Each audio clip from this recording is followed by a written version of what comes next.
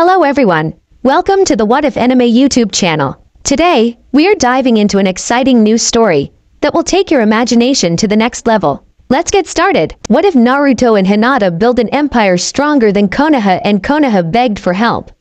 Before part 1 started, do like, share and subscribe to the channel and comment down your favorite part.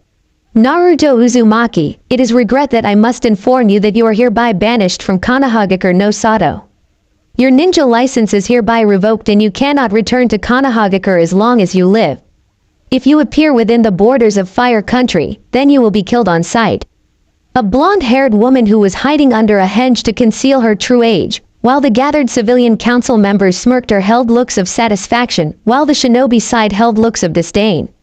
You monster! Look what you have done to Sasuke. You demon! I hate you. I wish you were dead.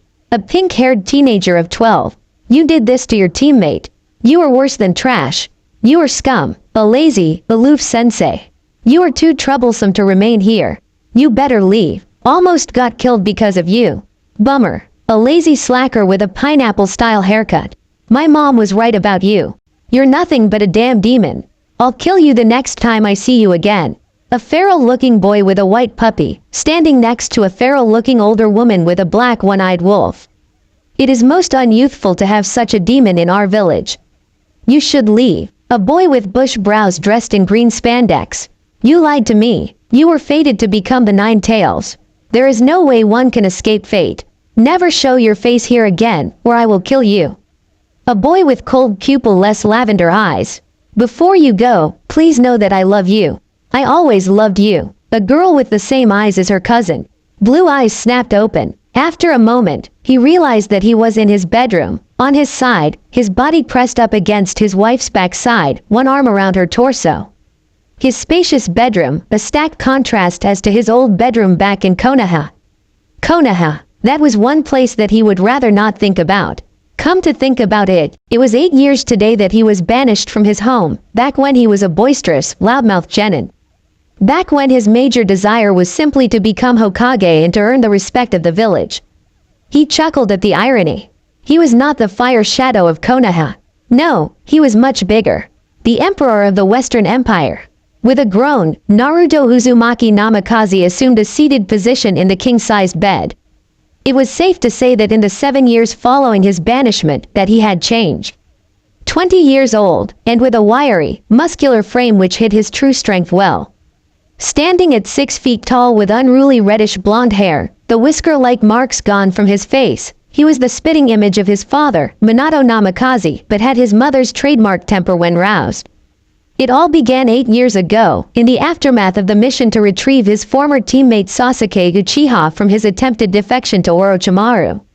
Despite suffering numerous injuries in the ensuing battle, including a chidori to the lung, Naruto was successful in bringing Sasuke back to Konoha.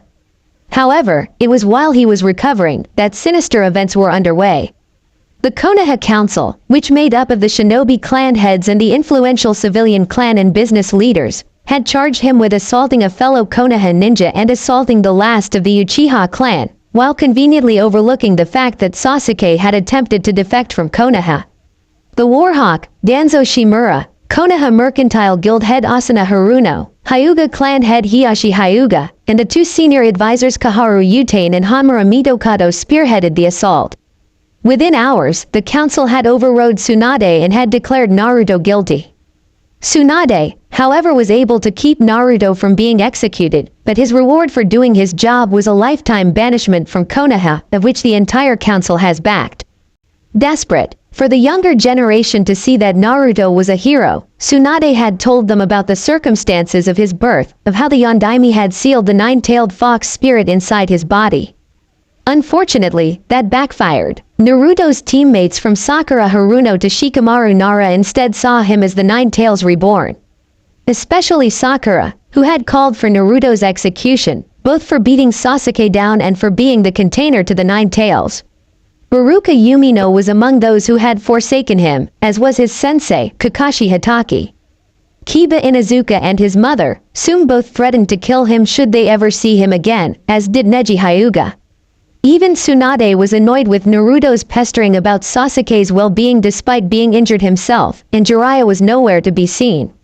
The only people who supported him were the Konohamaru Corps, Konohamaru Sarutobi, grandson to the late Hiruzen Sarutobi, Moegi and Udon, the ramen shop owner Chuki and his daughter Ayane, and Hinata Hyuga, who finally mustered the courage to tell him her feelings before being escorted by Maida Guy and Asuma Sarutobi to the city gates. Banishment would have destroyed anyone weaker. But Naruto Uzumaki proved to be strong. While staying overnight inside a temple as a guest of the warrior monk Chiriku, it had taken his banishment to see that Konoha would never accept him, not matter what he had done. He had helped in defending Konoha from the joint Sand Sound invasion which was spearheaded by Orochimaru, and even brought back the Slug Sage so she could take over the post of Hokage. In the end, the dream of being Hokage was just as that, a dream. In an ironic twist, Naruto realized that Konoha was holding him back from reaching his true potential, as what Sasuke had said to him before their battle at the Valley of the End. Everyone saw Naruto as a dead last with no clan. But that was merely a mask. Naruto simply hid under the guise of a knuckle-headed ninja in order to keep the villagers at bay, and for good reason. Had he dropped his mask and showed that he could outdo even Sasuke Uchiha, the villagers would scream that it was the fox instead of accepting the fact that it was just hard work and out comes the torches and pitchforks. Suspecting that the Warhawk would send his root forces after him, Naruto decided to head east towards Lightning Country while sending a clone towards Wind Country after leaving Chiriku. Add the fact that the Akatsuki had caught wind of his banishment, Itachi Uchiha and his partner Kisame Hoshigaki were hot on his tail. Thankfully, the root Anbu proved to be excellent fodder as Naruto gave both parties the slip as they fought each other. It was while trying to catch his breath in Kumo that he ran into his first ally. Yugito ni Jinchuriki of the Nibi, the two-tailed monster cat. Pursued by Akatsuki members Hidan and Kazuku in Kumo's sewers, Yugito would have surely lost had it not been for Naruto and several shadow clones littered with exploding tags which had separated both her and the Akatsuki pursuing her. As it turned out, Yugito had been sold out by the Kumobikar Council without knowledge by either the Raikage and his brother in an attempt to keep the self-proclaimed zombie brothers from destroying Kumo. Disillusioned and betrayed, Yugito decided to join up with Naruto. Several days later, after arriving in Wave Country, Naruto received another surprise while staying overnight with Tazuma and his family. The Forbidden Scroll of Sealing, as well as his heritage. To say that Naruto was shocked was an understatement. It also reinforced his hatred towards Konoha, since they had banished the only son of Minato Namikaze, the village hero and former Whirlpool ruler and seal master Kushina. Uzumaki Namikaze, nicknamed the Crimson Fury, and the hot-blooded habanero, for both her red hair and her trademark temper. His family was also loaded, as the accounts in Tea Country had proven. The Uzumaki clan was also related to the famed Senju clan, of which Tsunade was a part of. It was shortly thereafter that Naruto had adopted the family name of his father, thus becoming Naruto Uzumaki Namikaze. Since things were a bit hot for both Jinchuriki, Naruto and Yugito both boarded a boat from Tea Country and headed for the west. As long as anyone could remember, the northern and southern halves of the west, from the imposing Laja Mountains to the north to Tears Point to the south, were locked in a constant state of war. Power-hungry warlords and daimyos sought to control the lands by any means. Whenever two sides clashed, the fields ran red with blood. The weaker daimyos were either overrun or killed outright. Even worse, whenever a warlord was killed, another would take their place in the ensuing power vacuum. Naruto and Yugito were both in Kimen when he got into a fight with several of the local warlords' men. The five brutes were attempting to rape a helpless woman one night, as she had been caught outside of the mandatory curfew ordered by the warlord. The warlord, one Rokenbungi Oda, was the strongest of the warlords, as he had the most territory. Simply put, given the way he had ruthlessly oppressed the people in his territory, he made Gato look like a saint. Knowing full well that Oda would soon come for him, since he had killed his men, Naruto took the fight to him. Naruto, along with Yugito and a number of shadow clones, invaded Oda's castle. Complacent in his superiority, Oda had underestimated the former Konoha genin and had paid for it with his life. With Oda dead by his hand, Naruto had gained an ambition. The people were suffering, civilian, ninja and samurai alike. With Oda's death, Naruto had also gained his land, which consisted of the soon-to-be imperial capital in all of the Kinkri region. After consulting Yugito and the Kyuubi about it, Naruto decided on a course of action: unify the lands and bring peace to the people. He had spent the first 3 months consolidating his power base in Kumon, which would soon become the capital of the Western Empire. Samurai and ninja flocked to his side in droves as Naruto lured them in with both his fighting prowess and his charismatic personality, promising them peace for the first time since the era of the Six Paths Sage. With that, the unification war had begun. The more ruthless daimyos and warlords who opposed Naruto's peace efforts challenged the underdog of a warlord, and were slaughtered to the last man. However, those who believed that Naruto could bring peace to the West came to his side, swearing loyalty to the young warlord. Soon, his army grew, consisting of samurai and shinobi alike. Much to his surprise, Zabuza Mamashi and Haku, thought to have been killed during the Wave mission, were in fact alive. His base of operations was in the forests of the southern continent. Zabuza was leading his own army consisting of mist refugees who fled during the bloodline purges, and upon finding out that the newest warlord was the same one he encountered years earlier back in Wave, pledged his support. Like his parents, Naruto was an expert in the Uzumaki style of Funinjutsu, as well as the Uzumaki and Namikaze styles of combat. Also, aside from Yugito, Naruto had the 9 tails to rely upon. Originally, the Kyuubi no Yuko looked down on the son of Minato Namikaze with contempt, but after seeing how hard he worked and his devotion to his friends, the fox grew to respect him, which was ironic since aside from Yugito, the 9 tails was the one he could trust. With his life proving to be a prodigy in the sealing arts, Naruto researched the seal which kept the 9 tails imprisoned in his gut. It was shortly after his 14th birthday that he freed her from its prison, complete with all 9 tails of power. That's right, the most powerful of the tailed beasts was a vixen. The 9 tails, whose name was Katami, could have left Naruto and gone after Madara Uchiha, the one person who was directly responsible for the deaths of Naruto's parents, as well as sending her into a rage and attacking Konoha. But she was quite fond of the boy, and remained at his side, teaching him anything and everything about advanced combat, jutsus and life in general, even long before Naruto had freed her from the seal, Naruto taking to her teachings like a sponge to water. Aside from being trained by the Kyuubi, Naruto also learned swordsmanship from Zabuza. He also became interested in samurai swordplay and soon learned from them as well from a master samurai by the name of Sanshi, training with him as well as learning all and everything political while he wasn't out on campaign. Naruto's major support base, however, would come from the people themselves. Naruto was finally seen for something other than being a Jinchuriki, and that was a hero. It took him 1 year to unify the northern continent, and another year to unify the southern continent under his banner. The final battle took place on the southern continent, if one would call it that. The opposing daimyos had surrendered once their armies had deserted in the face of the young warlord. With the Treaty of Ichiyama, the unification war was officially over. Peace had finally been brought to the lands at last. It was 3 days after the war was over that Naruto was resting inside his home, formerly that of Rokenbungi Oda, when he was approached by the leading civilians, nobility and clans from both shinobi and samurai. He had brought peace to the West, and now the people looked to him for further leadership. Naruto offered token resistance to the idea, but it was Katami who had talked him into it. You may not be Hokage, but the people look to you. Besides, you are even more powerful than your father and the last 3 Hokages combined. Why be a cage when you can become an emperor? With that, Naruto had ascended from being a warlord to the emperor.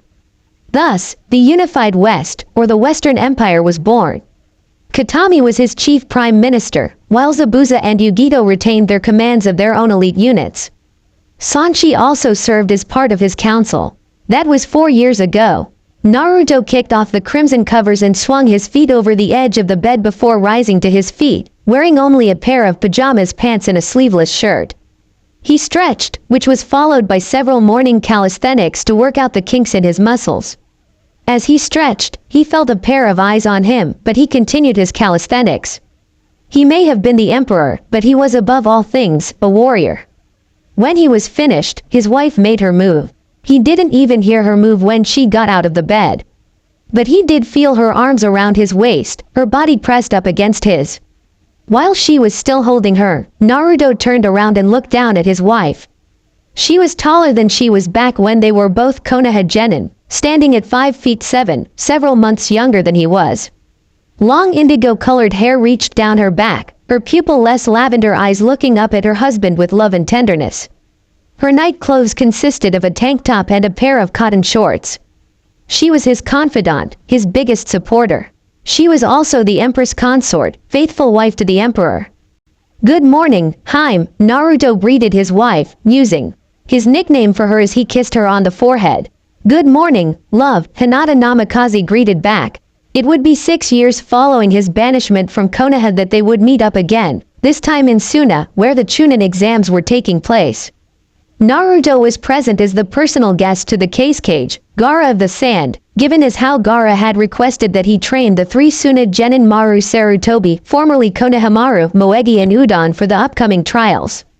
Dressed incognito, which earned him the nickname, the Man in Black, he saw Hinata having a falling out with her former teammate Kiba Inuzuka and Naruto's former teammate Sakura Haruno because of Hinata's support towards Naruto.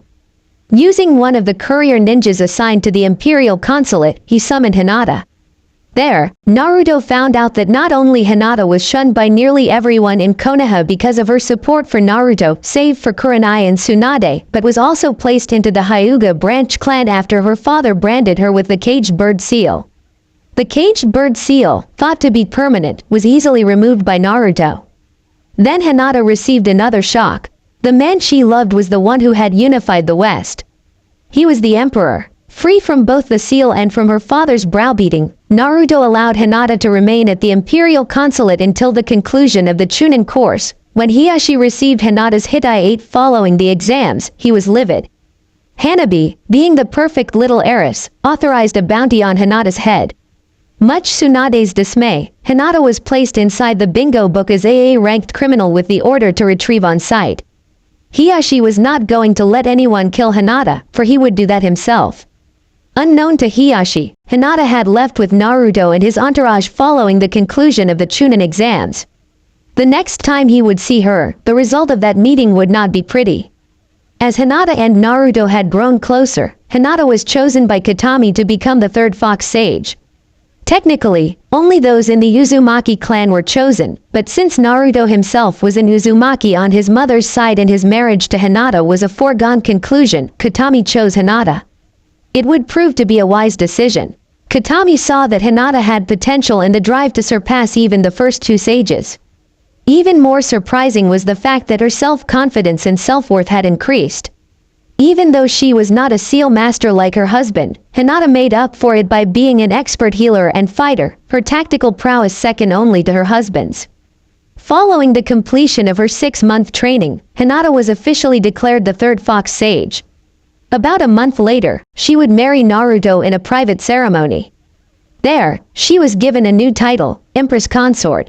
Unlike most rulers, Hinata's authority was second to her husband's own. She was also quite popular with both the empire's nobility, its armed forces, and with the common people. A former princess forsaken by her family because of the love she had for her husband, long before he became the emperor. It also cemented the dynasty of the Uzumaki Namikaze rulers. "You okay?" Hinata asked. "Bad dream," was the reply. "Was it Konoha?" Hinata asked, knowing full well that today marked Naruto's banishment from the Leaf. Naruto nodded. 8 years. Do you have any regrets? Now that I think about it, no. Konoha was holding me back. Naruto paused. Great. I sound like Sasuke back when we fought at the valley. The Empress Consort giggled as she stole a kiss from her brooding husband and untangled herself from his embrace. Come on, Lord Namikaze. We have to get ready for the day. She didn't get very far, as Naruto grabbed her wrist gently and pulled her back to him. The Empire can wait, Haim. We'll head out in 30 minutes. Hinata smiled. She still held that smile as she reversed the grip and tossed her husband onto the bed. Before the Emperor could recover, the Fox Sage pounced on him. 30 minutes later, following the impromptu makeout session, the Emperor and his consort showered together, as they had always did. Afterward, they emerged from the bathroom and got dressed. One thing about Naruto was that his style of clothing has changed. He had grown out of wearing orange, switching over from the color which screamed, "Kill me," to mostly dark attire. After all, black was a universal color, and could just as easily go with anything. He walked into his closet and pulled out his clothes for the day, consisting of a white shirt with a tight collar, black vest, pants and boots. His long coat remained on the hanger, while his black cage-style hat was still on the dresser. The hat was mostly used to conceal his identity, mostly when he traveled abroad, which was often. Hinata also followed her husband's example. Despite having a passion for chisogam dresses, she too dressed simply. Her uniform consisted of a ninja jumpsuit, i.e., her Shippuden uniform, and a black Junin flak vest. The conical straw hat, which Hinata wore for the same reasons as her husband's cage-style hat, was on the counter as well. Naruto rolled up the sleeves of his shirt to his elbows. The last thing he slipped on were a pair of black leather gloves. Once everything was in place, they exited the bedroom via Shunshin, ending up on the grounds of the Imperial Complex. The sun has just risen over the city of Kimen, which was just as big as Konoha, only that it sat 20 miles inland from the Western Sea. The Kimen River, which snaked its way halfway through the northern continent, came to an end at its namesake city. The imperial capital also served as a hub for trade, as did South Ichiyama in the southern region. Their residence, the imperial complex, was the nerve center of the empire. Think the imperial palace in Japan. Located at the heart of Kumon City, which served as the imperial capital, the 2-mile complex sat on top of a small hill and was heavily fortified, as it once belonged to Rokenbungi Oda. Now, it served as the center of the unified West. Spanning 2 miles, the 4-story imperial palace, which served as the residence of the emperor. The top 2 floors were reserved for the emperor, while the bottom 2 floors were for their guests. Aside from the imperial palace was the Hall of Sovereigns, of which the emperor, the empress and their 12-member imperial council, 6 from the empire's high-ranking samurai and shinobi clans and 6 civilians and nobility who were the elected representatives of the people, met 3 times a week to conduct and manage the government. The House of Sovereigns also contained his throne room, where the royal couple would usually receive their guests, seated on their thrones, as well as their joint office. Unlike the Konoha Council, in which the Hokage was more of a figurehead by the time Tsunade had assumed the mantle, Naruto held absolute power alongside Hinata. However, Naruto and Hinata were no tyrants, showing that they had learned their lessons well. The men and women that served on the council were not, yes, men, but people who had fought and bled alongside with Naruto in the Unification War, and he trusted and respected them a great deal, as the council did the same. The Imperial Ballroom was located in a wooded section of the park. At the moment, the servants busied themselves in preparing for the Unification Gala, which was to be held by the end of the week, in which the Emperor and Empress would host what is the biggest event of the year. And at that time, the entire empire would be celebrating the peace and prosperity that their young emperor has brought them after years of non-stop war. Adjacent to the imperial palace was their private training hall, where he and Hinata would spar and meditate. Last was the set of barracks used by a regiment of ninja and samurai, also hidden in the wooded area of the complex. The ninja and samurai assigned to watch over the grounds of the complex. Arms linked, the royal couple strolled into the House of Sovereigns to start their day. The samurai that stood guard greeted their emperor, to which Naruto and Hinata responded with a nod. The chief advisor was waiting for them in the corridor.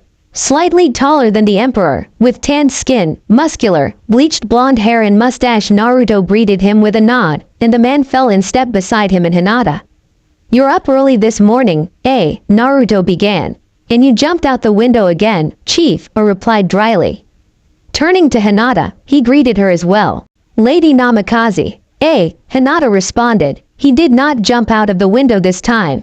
We came down by Shunshin." How did the Raikage of Kumo ended up in the west, and as Naruto's senior advisor?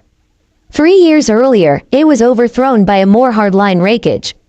The first order of the new Raikage, eliminate his predecessor and his brother, Killer Bee.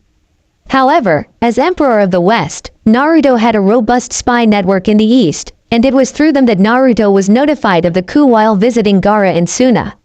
With the aid of his elite guard, his personal bodyguards and the use of the demons, Gate Jutsu, arrived at the nick of time and slaughtered the Kumo Anbu, thus saving A and B's lives. Imagine their shock upon returning to Suna that the Emperor was the former Kyuubi Jinchuriki. Even A and B had heard about the exploits about the one who unified the lands under a single banner. It was then that Naruto offered A and B political asylum within the empire, along with the other 5 Jinchuriki that Naruto had rescued from the Akatsuki. A and B accepted Naruto's offer, with A serving as chief advisor to the young emperor, while B hung around the trading post of Rara, located 30 miles from Kumon. Still a ninja, through and through, A remarked.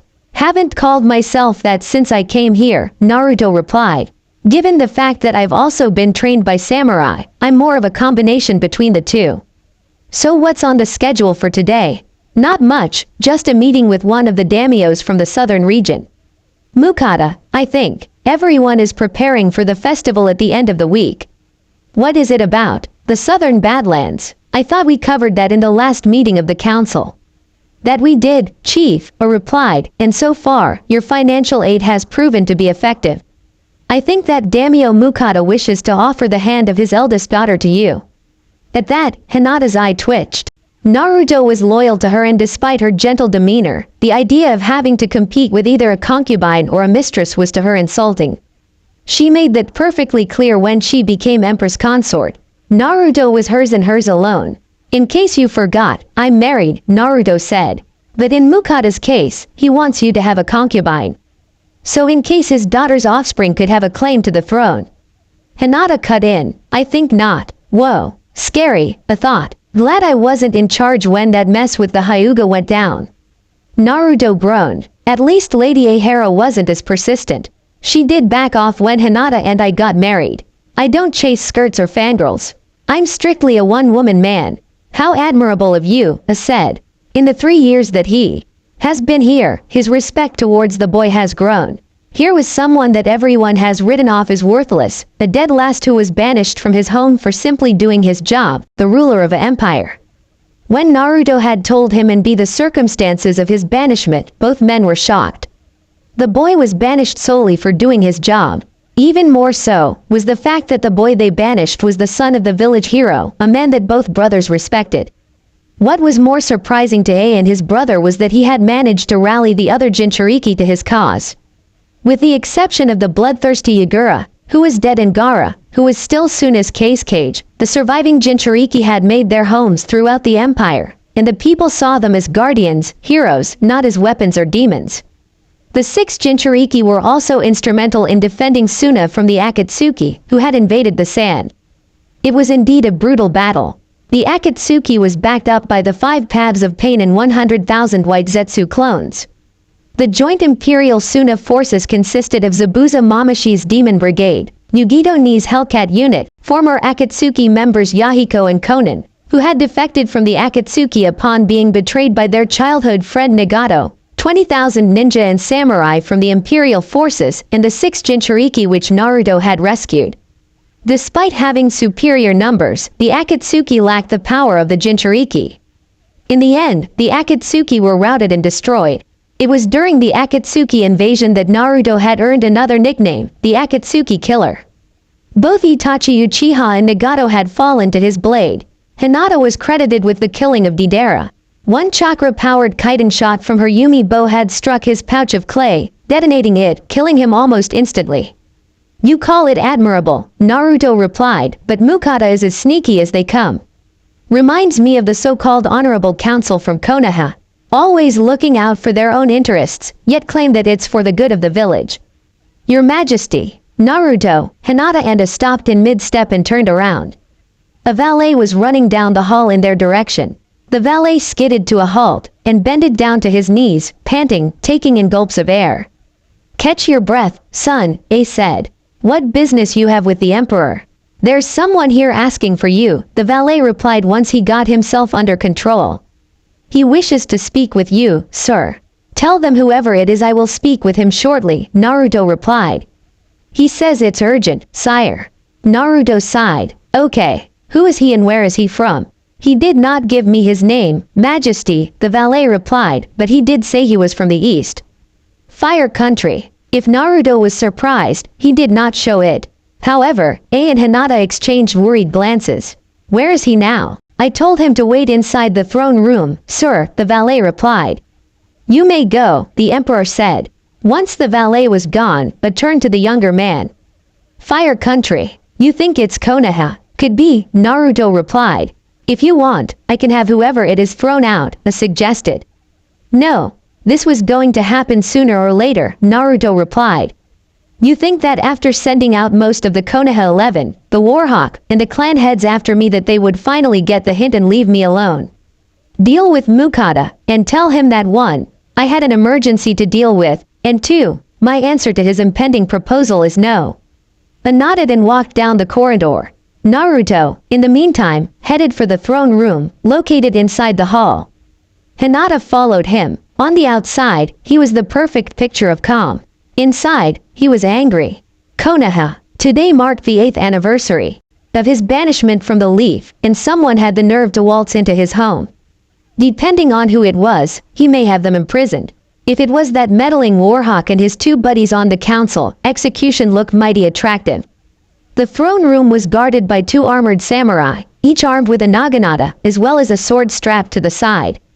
The men saluted their emperor, who responded with a nod, as one of them opened the door to the throne room.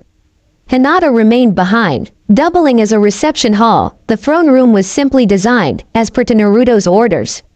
The emperor was not a worldly man, as his life in Konoha had proved that. The throne room was simple, yet regal, and it showed off his power.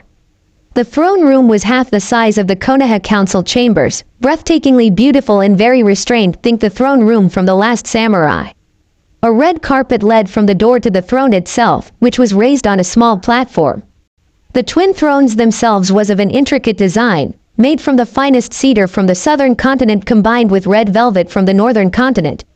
It looked like any other chairs from the empire, but it was anything but. It was a throne fit for the emperor and his consort. And Naruto saw him, seated on the steps leading to the thrones. Pausing only to cast a seal which soundproofed the room, Naruto faced the one person he hasn't seen in 8 long years. A man standing at his height, with spiky white hair, with a horned forehead protector with the kanji, oil, carved into it, and dressed in a short green kimono and pants combination, the mesh shirt visible underneath. Over the green kimono was a red sage robe, open. His face had red markings under his eyes and a giant scroll was slung over his back. Naruto's eyes narrowed. You, he hissed. Been a while, kid, Jiraiya said. Not long enough, Jiraiya, Naruto replied, his tone flat. I gotta admit, kid, Jiraiya began, this is one hell of a setup you got here. What the hell are you doing here? Naruto demanded. Jiraiya gulped. He recognized that look in Naruto's eyes. He had seen it in Tsunade's face and recognized it all too well. I wanna beat down the perverted sage, look. Given the choice of dealing with his estranged godson and Orochimaru, the snake was looking to be more attractive than the former ninja-turned-emperor, who was one step away from showing him his spine. 8 years and his hatred towards anything Konoha-related had not waned. He had hoped that in that time, that Naruto had cooled down. He was wrong. To make matters worse, Jiraiya had realized that he had chosen to visit on the anniversary of Naruto's banishment from the Leaf. Crap, Jiraiya thought. This is not good. I'm waiting for an answer. What the hell are you doing here, Jiraiya? Naruto demanded, arms folded. Jiraiya winced. He had expected Naruto to call him pervy sage. Then again, in Naruto's eyes, he was one of many who did not stand up for him when the banishment order came down, as he was absent at the time. Look, kid, I just came here to explain why I did what I did. As Jiraiya would soon find out, that was the wrong thing to say, as he was cut off by a yellow flash of light, and a gloved hand from his pissed-off godson clamped down on his throat. Naruto had mastered the Hirishin. Unfortunately, Jiraiya was on the receiving end. Explain, Naruto bellowed. Explain why I should not snap your neck, old man. At least give me one good reason why I should not send you back to Konoha in pieces. As he tried to yank Naruto's hand from his throat, Jiraiya watched as Naruto's eye color shifted from a vibrant cerulean to the color of pure gold. Normally when Naruto went fox on his opponents, the eyes would go red with slitted pupils. Here, the pupils remained normal. But there was still the matter of surviving the wrath of his estranged godson, who was at the moment trying to strangle him to death. It took the perverted sage a moment to realize that Naruto has lifted him clean off the floor. Explain to me why you would rather work on that smut you call novels instead of showing up in my life. The emperor snarled. Why you abandoned me like the rest of that damned village? Why you didn't tell me who my parents were? Or why you have the nerve to waltz into my country and my home uninvited? I'm sorry, Jiraiya managed to croak out. Please don't kill him. Jiraiya's eyes were starting to roll into the back of his head, his skin starting to turn purple. Seeing that having a dead body on his hands would be bad even for the emperor, Naruto released him. The toad sage fell to a heap at the emperor's feet, gulping down mass quantities of air. Despite his near-death experience at the hands of his estranged godson, Jiraiya felt he deserved it for abandoning his godson in the aftermath of the Sasuke retrieval mission. Chakra-induced strength, Jiraiya said as he rubbed his neck. Tsunade would have been proud.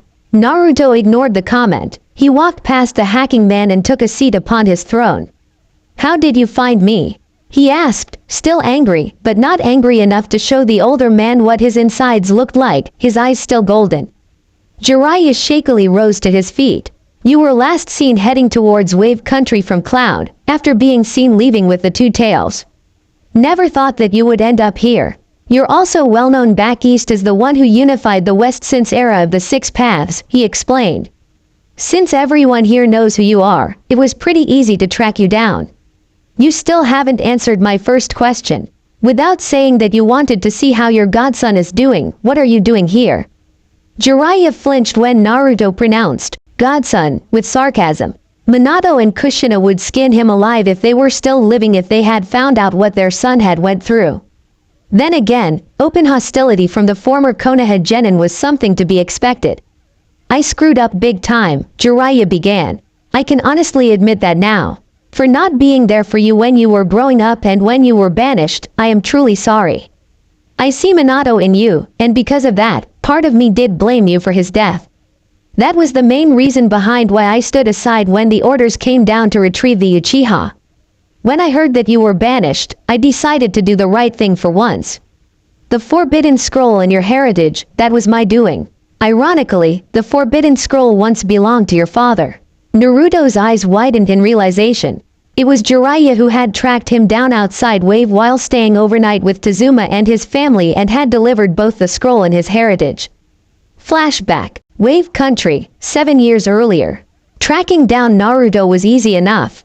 He was friends with the bridge builder, who was more than willing to offer the banished ninja a place to stay for the night before leaving the following morning. Sneaking in was easy enough, an open window inside Inari's bedroom, where the bridge builder's grandson and his godson were both fast asleep. Jiraiya simply stood there, watching Naruto sleep.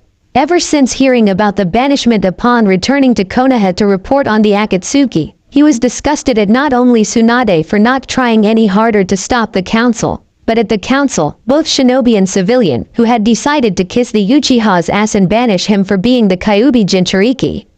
He was even furious at the majority of his godson's former teammates, especially the pink-haired Banshee, who kept calling for his death, and that scarecrow of a sensei, who devoted more time in training Sasuke than the other two.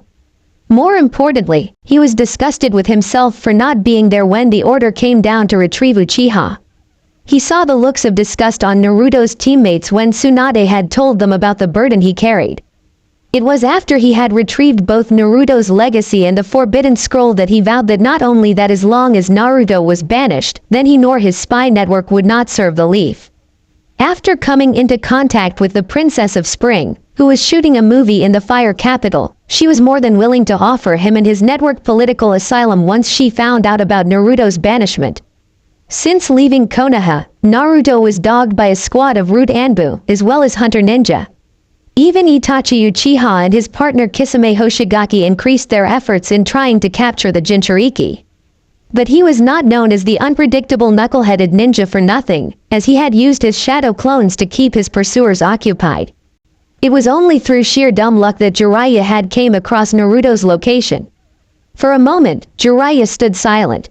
Then he reached behind his back and retrieved the Forbidden Scroll of Sealing, as well as a smaller scroll, containing not only Naruto's birth certificate, but also the bank accounts of the Namikaze family fortune, located in T Country, and placed it at the foot of Naruto's bed.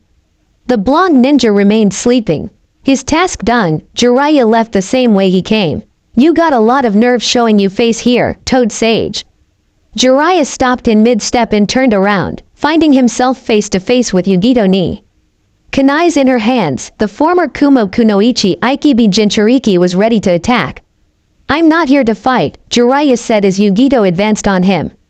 The old hermit then recognized her. She was not dressed like a Kunoichi, but there was her chakra signature. "You're Yugito ni, of Kumo." Jinchuriki to the Nibi, the two-tailed monster cat. "I'm no longer with the cloud," Yugito replied, stopping in mid-step. "Without the knowledge of both A and Killer B, the council decided to sell me out to the Akatsuki. If it wasn't for the kid, I would have been captured, or worse. He told me everything. The Gaki and I are both Nukenin without a home. And because I owe him my life, I and the Two Tails will protect him from all threats. At least I know that he's safe," Jiraiya said. "I just dropped by to deliver his legacy and inheritance." "You mean he doesn't know that he is the son of the Yellow Flash of Konoha?" Off Jiraiya's surprised expression, Yugito continued. "It's pretty damn obvious since he looks like his old man. Namikaze's a legend, given how he wiped out most of Iwa's ninja forces with the Hirishin. Don't worry, I'll let him find out on his own. In the morning, we'll be gone. Probably for the best," Jiraiya said. "The kid probably hates me for not backing him up. For his sake, tell him that you didn't see me." End flashback. Seeing as how he held the young emperor's attention, Jiraiya continued with his explanation. "I knew you would hate me, so I did not come and see you when you were banished. That and Minato and Kushina would kill me for not being there for you, so I did the next best thing. Following your banishment, Konoha tried to send Hunter Ninja and Anbu after you, as well as placing you in the bingo book as a S-class missing nin, but fortunately, your old man had friends in high places. Naruto could only guess. My father knew the fire daimyo." Jiraiya nodded. "Your father rescued the daimyo's daughters during the last shinobi war when they were kidnapped by Iwa ninja. When I told him everything that has happened to you, the fire daimyo decided to intervene on your behalf. I was there in disguise as one of the daimyo's guards when he went to Konoha to personally end the attempts on your life. Believe me when I say that the council was pissed." Flashback. Konohagakure no Sato, 7 years earlier. The Uchiha will not face criminal charges, as he was under the influence of the cursed seal, Kaharu Udatane was saying to the council. Tsunade Senju was not pleased. "That does not mean that he will be punished for his attempted defection," the Godai intoned. "He will be placed under house arrest until I see fit that he will return to active duty, and will remain a genin for the next 3 years. Furthermore, Cell 7 is immediately dissolved. Captain Hitaki has shown that he is not capable of leading a team of genin due to his blatant favoritism and will be placed back inside the Anbu. Haruno will be reassigned to another cell." The civilian side of the council had no problem in agreeing with Tsunade's request. They were in a good mood, as they had finally gotten rid of the Kyuubi Jinchuriki, circumventing around Tsunade's authority in order to do so. Even more better was the fact that the majority of the Konoha 11 saw him as the Fox Reborn, meaning that it would be easy to get them to kill the container the next time they see him. Homura Mitokado then spoke next. "Our next order of business is the Kyuubi Jinchuriki himself. I propose that he will be placed in the bingo book as a S-ranked missing ninja with orders to kill on sight." Turning to Tsunade, he cut her off, noting the furious expression on her face, his tone slightly smug. "The boy is a danger. Who know what he will do? He is unpredictable, and now that he has been banished, he could take his revenge on Konoha." Turning to the council, he said, "All those in favor of placing Naruto Uzumaki in the bingo book as a S-ranked missing ninja." Before a vote could be taken, the chamber's doors opened and the daimyo's personal guard stepped inside, ready to execute their lord's will. Hiyashi Hyuga was on his feet. "This is a private meeting," he barked. "You dare interrupt this honorable council?"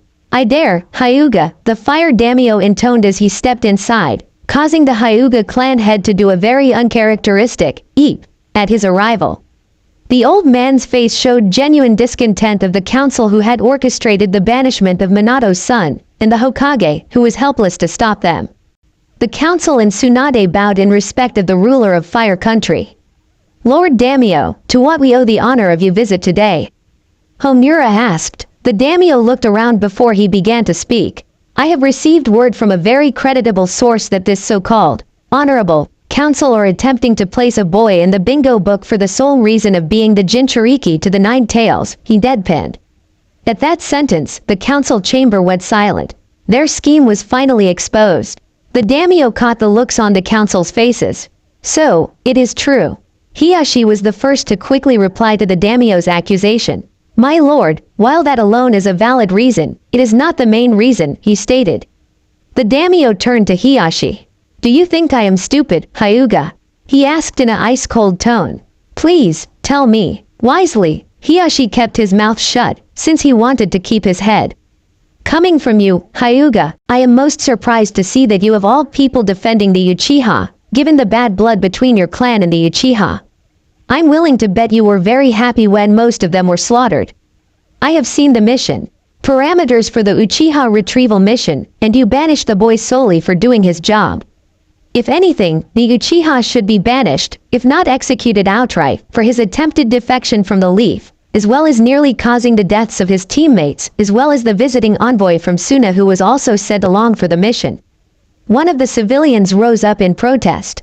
Tsunade recognized her as Asuna Haruno, Sakura's mother and the leader of the Konoha Mercantile Guild. My lord, he is the last of the Uchiha clan. He is needed here. Advisor Yuditane verified it herself. The Uchiha was under the influence of the cursed seal.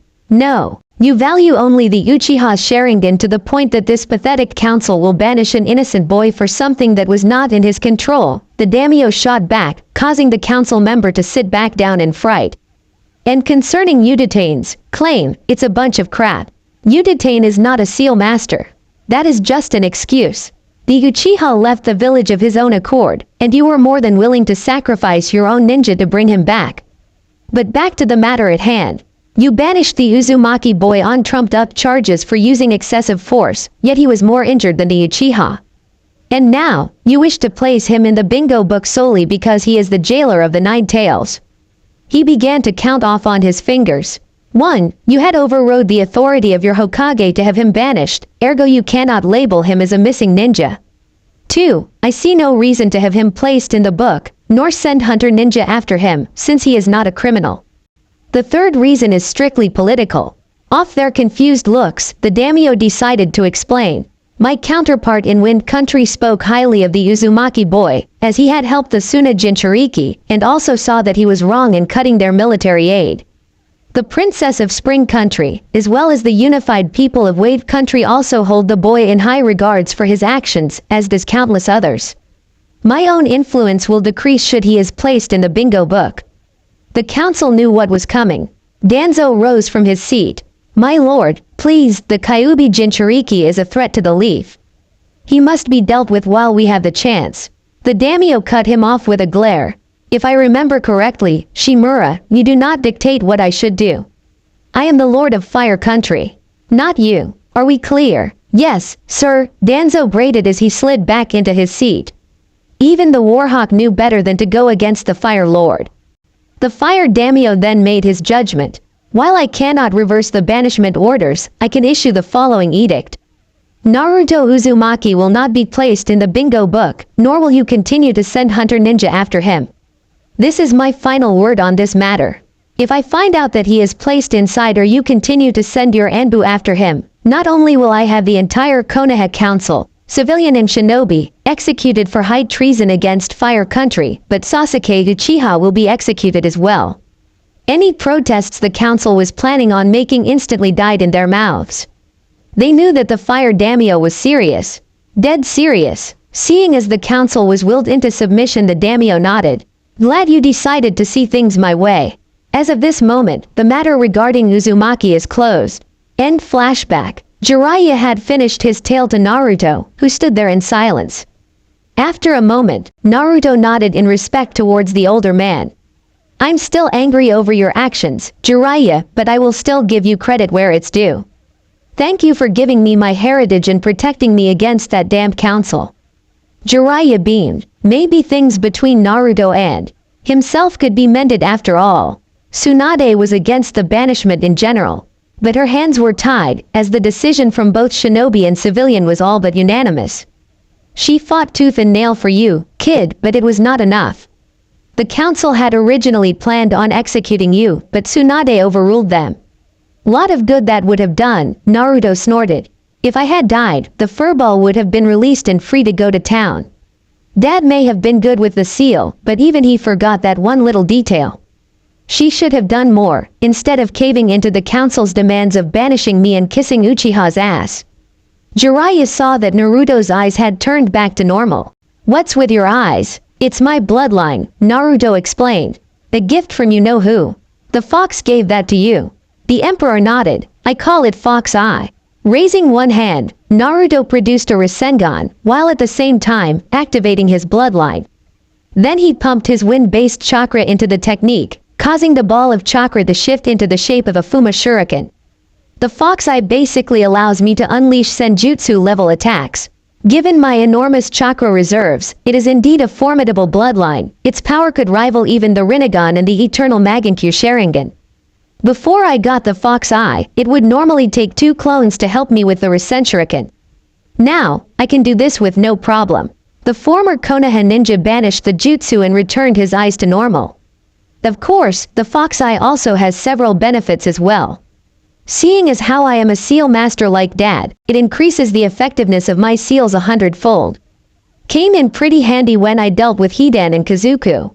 Plus, it also makes me immune from genjutsu, including the Magankyu's Tsukiyomi, and it nullifies the Sharingan's ability to copy any jutsu. Impressive, Jiraiya said. Naruto leaned back in his throne.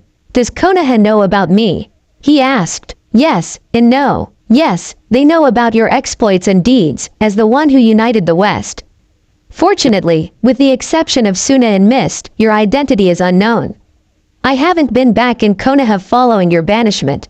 Daimyo Fujika's was nice enough to offer me asylum in spring after I explained everything to her. Yukie does have a kind heart. I can only imagine Konoha's reaction if they found out I was the emperor of the Western Empire, Naruto muttered.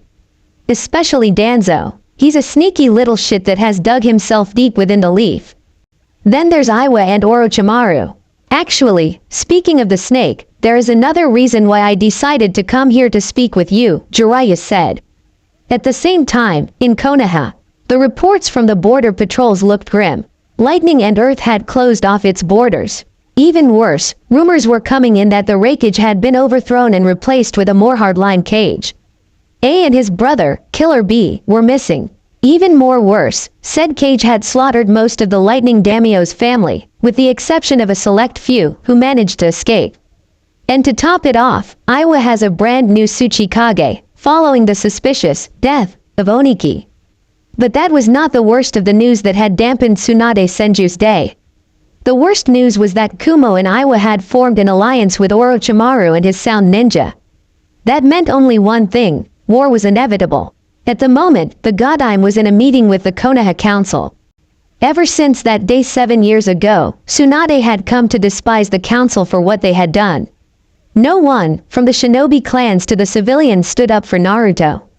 Even worse, when she revealed Naruto's burden as the Kyuubi Jinchuriki in an attempt to see the kind of hero he was, the Konoha 11 with the exception of Hinata, had turned their backs on him. She had notified the council of the recent events, and suffice to say, things looked grim for the Leaf. Against one of the major shinobi powers, they stood a chance of survival. But against 2 major shinobi powers who both have a grudge against Konoha and a rogue sage hell-bent on destroying the Leaf, the situation looked grim. Tsunade called for silence. It's apparent that this is going to be a 3-on-1 battle. If by some miracle we manage to survive, then it will take years for Konoha to rebuild its forces. What we need is another force involved. To everyone's surprise, Danzo Shimura nodded in agreement. Although I hate to admit it, Lady Hokage is right, the Warhawk Root Commander seconded. The Leaf needs another ally if we plan on surviving this war. I, for one, do not wish to see Konoha lost to the ages. Inoichi Yamanaka spoke next. The idea of an alliance sounds feasible, but who in the elemental nations would join us? Suna would be our #1 choice, but they revoked the alliance when we banished the Uzumaki boy and refused to have nothing to do with us. Following that, Spring, Snow, Iron, Tea, and Wave revoked their alliance and trade agreements with the Leaf, as well as with Fire Country. It is true that we no longer have to worry about the nine tails, but it is apparent that by banishing the boy, it did more harm to the leaf than good. The council members begrudgingly had to agree. Following Naruto's banishment, Suna had sent an envoy demanding an explanation as to why Naruto was banished. The time was extremely bad on Konoha's part, as there was a citywide party celebrating Naruto's banishment in full swing. When the reason was given, i.e., Naruto's excessive force during the Sasuke retrieval mission, along with being the Kyuubi's jailer, Suna had literally tore the alliance to shreds.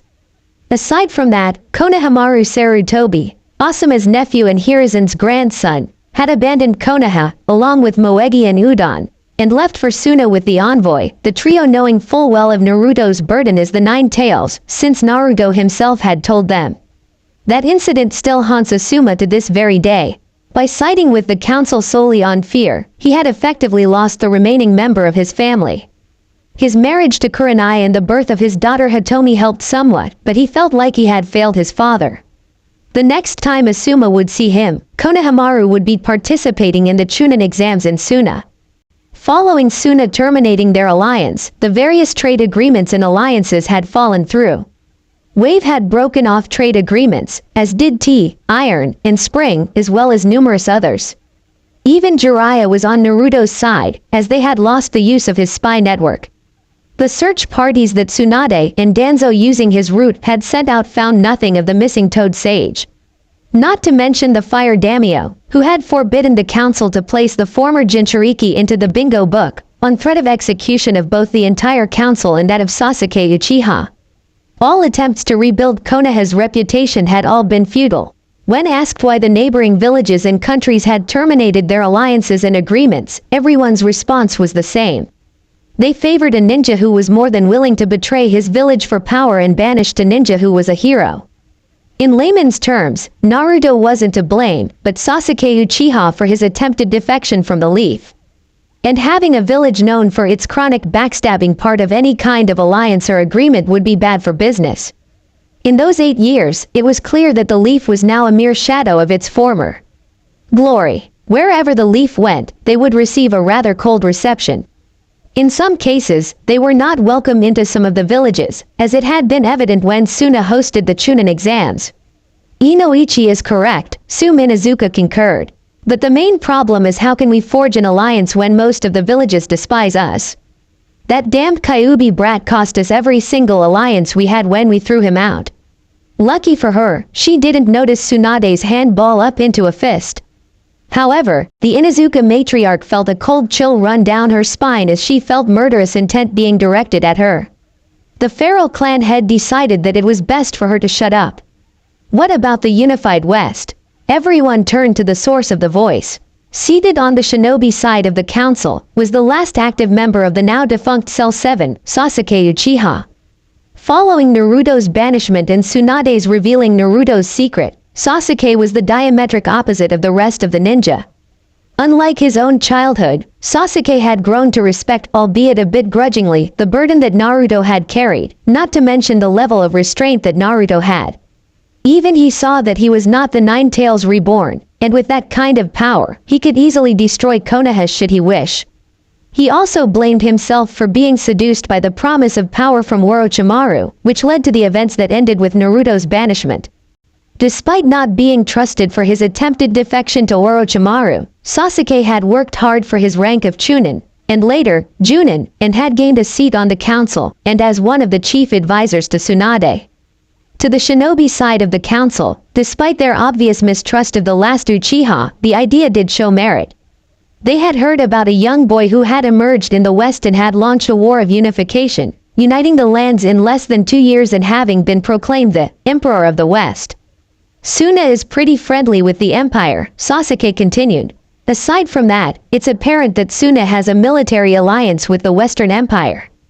Given that it had came to the Sans aid during the Akatsuki invasion, it is clear that the Empire has some pretty powerful warriors within their ranks, both shinobi and samurai. The Emperor himself is said to be a powerful warrior, trained in both the shinobi arts and the way of the samurai. From our past encounters with him, it's safe to say that he is highly skilled and incredibly strong, stronger than even the legendary sages themselves. Indeed, Danzo thought, That boy has proven to be stronger than my elite root. Were he a Konoha ninja, I would have made him into my right-hand man. He shows even more promise than the Uchiha.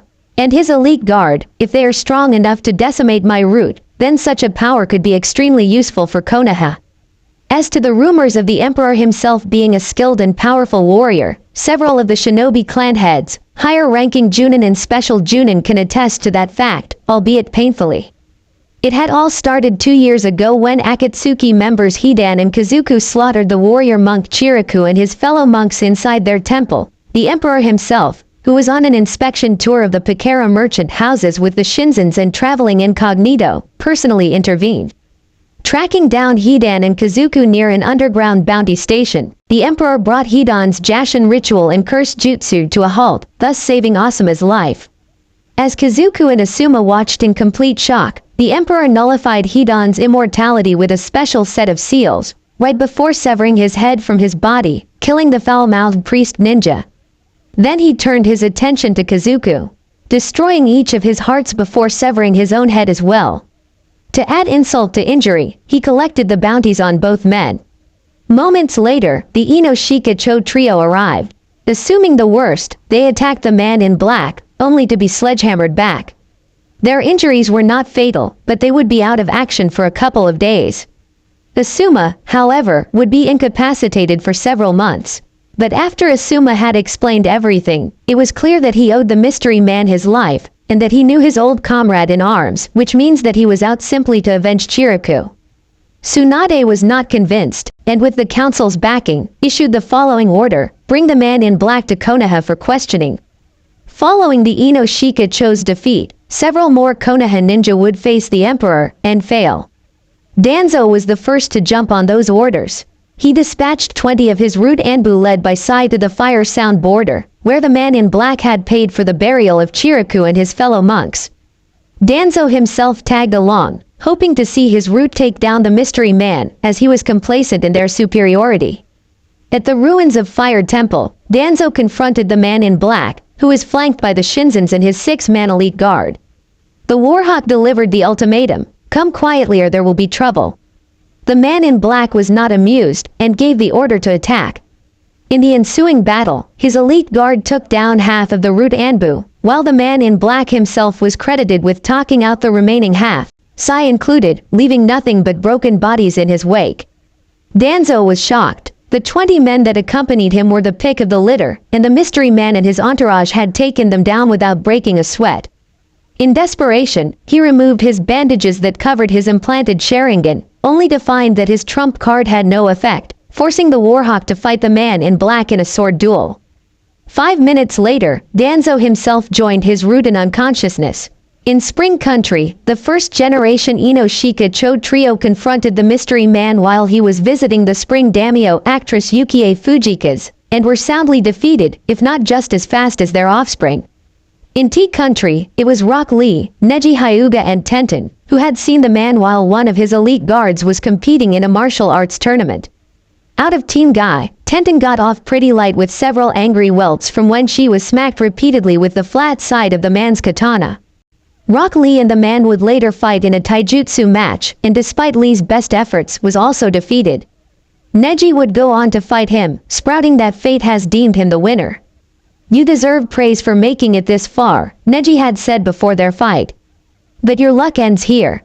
As it is fate for me to be a member of the branch family of the Hyuga, fate has deemed me as the winner. I will defeat you and bring you back to Konoha. I never got this far by living my life bound to fate, the man in black replied. Fate and honor are designed for one thing. They are designed by weak people to keep the strong in line. There is no such thing as fate. There is only choice. The choice to do what is right. The choice to make your own destiny.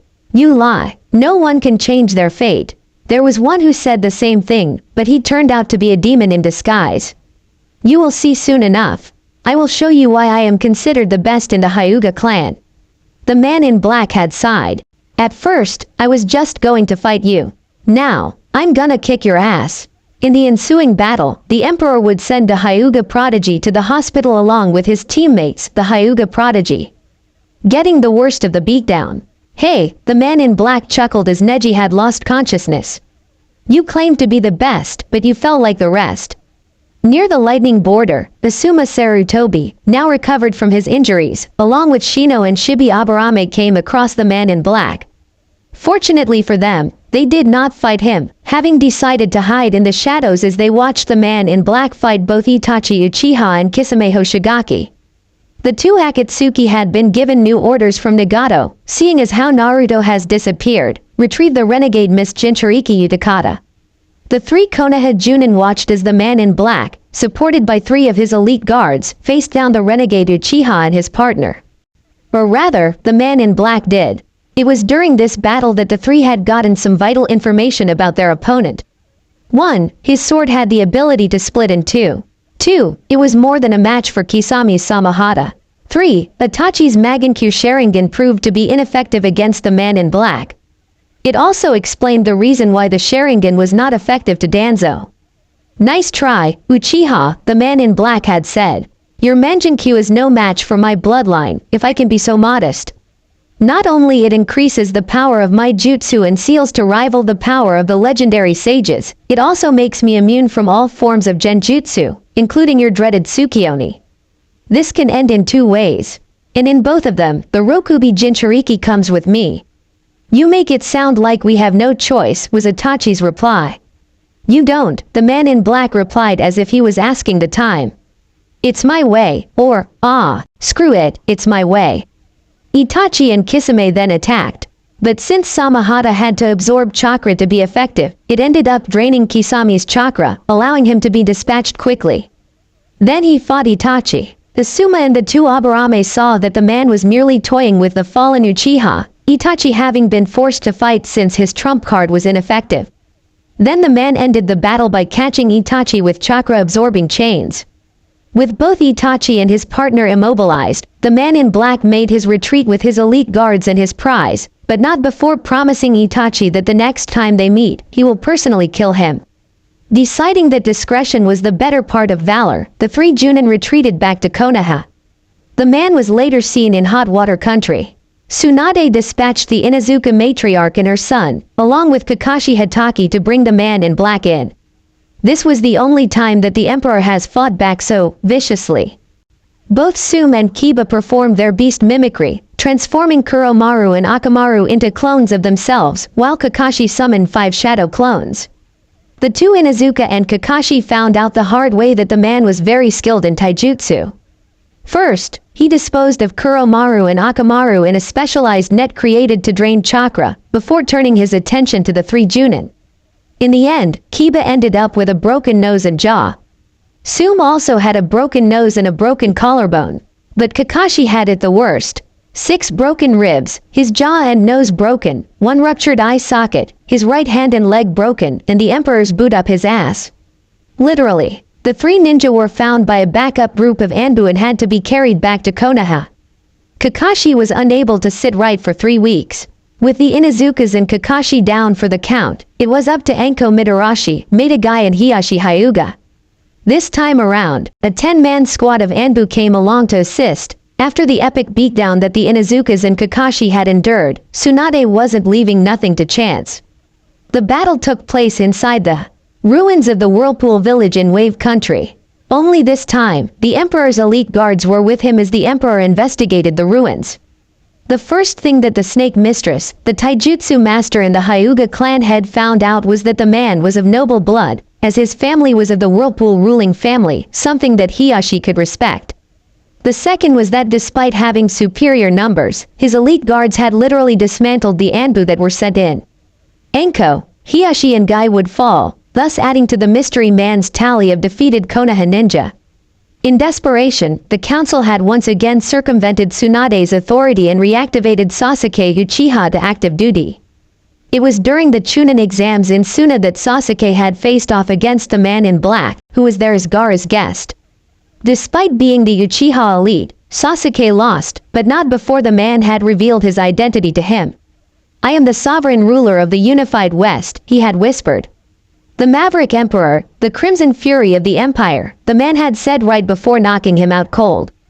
Upon returning to Konoha, the battered Uchiha gave his report to the council. Naturally, the council did not believe him. Only when a visiting Pikara merchant had verified Sasuke's testimony did Konoha back off. The last thing they wanted was an irate emperor declaring war over a misunderstanding. A war which could easily lead to Konoha's destruction. The one thing Sasuke found strange about the emperor was the fact that he knew exactly how the Konoha ninja fought. He outsmarted both generations of the Ino Shikaicho trio, took apart Danzo and his root Anbu, countered the Hyuga's Juken, outfought both Guy and Lee, brutally took down both the Inuzuka matriarch and her son, sent Kakashi to the hospital numerous broken bones and the inability not to sit straight for several weeks, left Anko with a concussion and was able to defeat even himself in battle. Even more amazing was that he defeated Itachi and his partner, something that even he was unable to do. After talking it over with Shikamaru and his father, all three came to the same conclusion. The emperor was highly skilled in weapons combat, as well as ninjutsu and taijutsu. His fighting style was direct, professional, and in some cases, incredibly brutal, designed to maim or even kill, and his tactical prowess was flawless, meaning that the emperor could easily be a SS-ranked criminal with an order to flee on sight should he was placed inside the bingo book. But the emperor was holding back in all of his fights. It showed that the emperor was courteous enough not to kill them, but showed that he was the wrong person to cross in a fight. Unknown to Sasuke, both Shikamaru and his father had suspected that the emperor could have spies in Fire Country, which explained how he was able to defeat them so easily. Or maybe the emperor himself was connected to Konoha in some way. Shikaku had ordered his son to keep silent on the matter, until they got some more proof concerning the man in black. Unfortunately, the Akatsuki did not get the memo. When the Akatsuki had invaded Suna 2 years earlier, the Western Empire came to Suna's aid. The battle lasted for only 3 hours, but in the end, the Akatsuki was routed and destroyed to the last man. The Jinchuriki that the emperor had retrieved had played a major part in the battle, not to mention that 2 of the founding members of the Akatsuki had fought on the emperor's side. Since the Akatsuki desired the power of the tailed beasts, the emperor simply gave it to them, in spades. Sasuke was among the 10 Konoha ninja along with Tsunade, Asuma, Kakashi and Ino that went to Suna to offer aid in an attempt to get back on their good side. Only to find that the battle was over. Despite the fact that over half of Suna was left in ruins, all Akatsuki members, from Nagato, who had been corrupted, to Madara Uchiha himself, were killed. However, before throwing the Konoha ninja out, Sasuke was allowed to see the body of his brother, Itachi Uchiha. Sasuke was of mixed emotions when he saw the body of Itachi next to that of Madara. The murderer of the Uchiha clan was finally slain, but he was upset that he did not do the deed. Now, he truly was the last of the Uchiha. One memory stood out in particular. He saw the emperor, who was clad entirely in black, complete with a solid black cage's hat to conceal his face, walking alongside a shorter woman, her face concealed by a conical straw hat, and Gaara in his battle uniform. When Tsunade asked who the mystery man was, their escort, who just so happened to be a battered and bruised Konoha Maru Sarutobi, now Maru Sarutobi and Asuna Chunin, simply said that he was the Western Emperor, the woman was his wife, and an ally to Suna. "I don't like it," Hiashi Hyuga said. "Why the Empire? We know close to nothing about their military, let alone their resources or economy. What if the emperor refuses, or forces Konoha to serve him?" Everyone inside the council chambers knew that Hiashi Hyuga was a proud man. Too proud, his distrust of the emperor ran deep. The battle down at the Whirlpool ruins had all but knocked him off his glorified pedestal, leaving him even more colder and more bitter. He thought that just because he was the clan leader, that he could easily do what his nephew, a member of the branch family, couldn't. The flaw of your own power is arrogance, the emperor had told him, right before punching the word jerk into his forehead. This was after when he explained to Anko the reason why Hinata was not out here was that she was still a weakling in his eyes. The only time Hiashi could leave the compound afterward was when he had his forehead covered. It took 3 weeks for the bruise to finally fade. Anko, despite her own injuries, always rubbed it in the face of the stoic Hyuga, that he was better off behind the desk instead of out in the field. But the biggest slap to the face up to date was during the Chunin exams in Suna. His daughter, Hanabi Hyuga, called the darling of the Hyuga clan, faced off against Maru Sarutobi. In a climatic battle not seen in many years, it was the Sandame's grandson who had defeated his daughter. It didn't help that Sarutobi had used her arrogance against her, or that he was able to steal his grandfather's summoning contract before he had left for Suna. It was later revealed that Sarutobi and his two friends were personally trained by the emperor himself, at the Kazakuja's request. Hiyashi was incensed at this loss of face. Second, was the fact that Hinata had defected from Konoha following the conclusion of the Chunin exams. Upon returning to Konoha, he had received Hinata's Hittite and a message from the courier ninja. Hinata has defected from both Konoha and the Leaf. Hanabi capitalized on this by convincing the Hyuga elders to place a bounty on her head. Hinata was also placed inside the bingo book as AA-ranked missing ninja. It would be a year later before Hinata would resurface. When she did, she was with the Empire. In Hot Water Country, Neji and Hanabi Hyuga would encounter her after she had beaten 10 of the Hyuga main branch ninja. Hiyashi remembered that incident all too well. Those 10 main branch members were the ones who had ridiculed Hinata and harassed Hinata when she was given the caged bird seal and shoved into the cadet branch. When Neji and Hanabi found them, not only did Hinata had beaten them, but she had also branded the most senior member with the caged bird seal in retaliation. Said Hyuga had chosen to commit suicide rather than to live with the disgrace. Hours later, Neji and Hanabi encountered the former heiress. Assuming that against Hinata, Neji and Hanabi had an easy win. But Hinata knew the Juken style better than anyone. In fact, in her absence, Hiyashi would later find out that she had purged it of all its flaws and weaknesses, and proceeded to beat down Hanabi, while unleashing the 128 palms on Neji as a measure of payback from the Chunin exams. She then had Hanabi deliver a challenge to her ex-father. Hiyashi accepted. The battle had taken place in Wave Country. Hiyashi was certain as Hyuga clan head that he would win. He was wrong. His encounter with his missing daughter had left him even more bitter and crippled. He had severely underestimated Hinata and paid for it. The one person who he thought was worthless had all but decimated him. First, by using the 128 palms on him, then by shattering his leg. He would never be an active ninja again. The fact that it was Hinata that had did it had angered him to no end. The end result was an increase on the bounty on Hinata's head. However, the emperor retaliated by placing a bounty not on Hiyashi's head but on Hanabi. And it was 3 times as much as the bounty on Hinata's head. Fearing that even the Konoha ninja would take his remaining heir, Hiyashi decided to back down and the bounties on Hinata and Hanabi were lifted. Your discord is duly noted, Hyuga, Tsunade remarked. Still, Advisor Uchiha does have a point. Should we get the emperor on our side, then this war could end before it can start. What else do we know about him, aside from the fact that he took out most of our seasoned Junin and clan heads? I was at the Pakara merchant house at the capital, Asuma began, and from what I've heard about the emperor is that he treats his visitors with great care and respect. Despite being only around 19, he is a brilliant politician and handles all foreign affairs personally. Given the fact that they have merchant houses all over, their economy is excellent.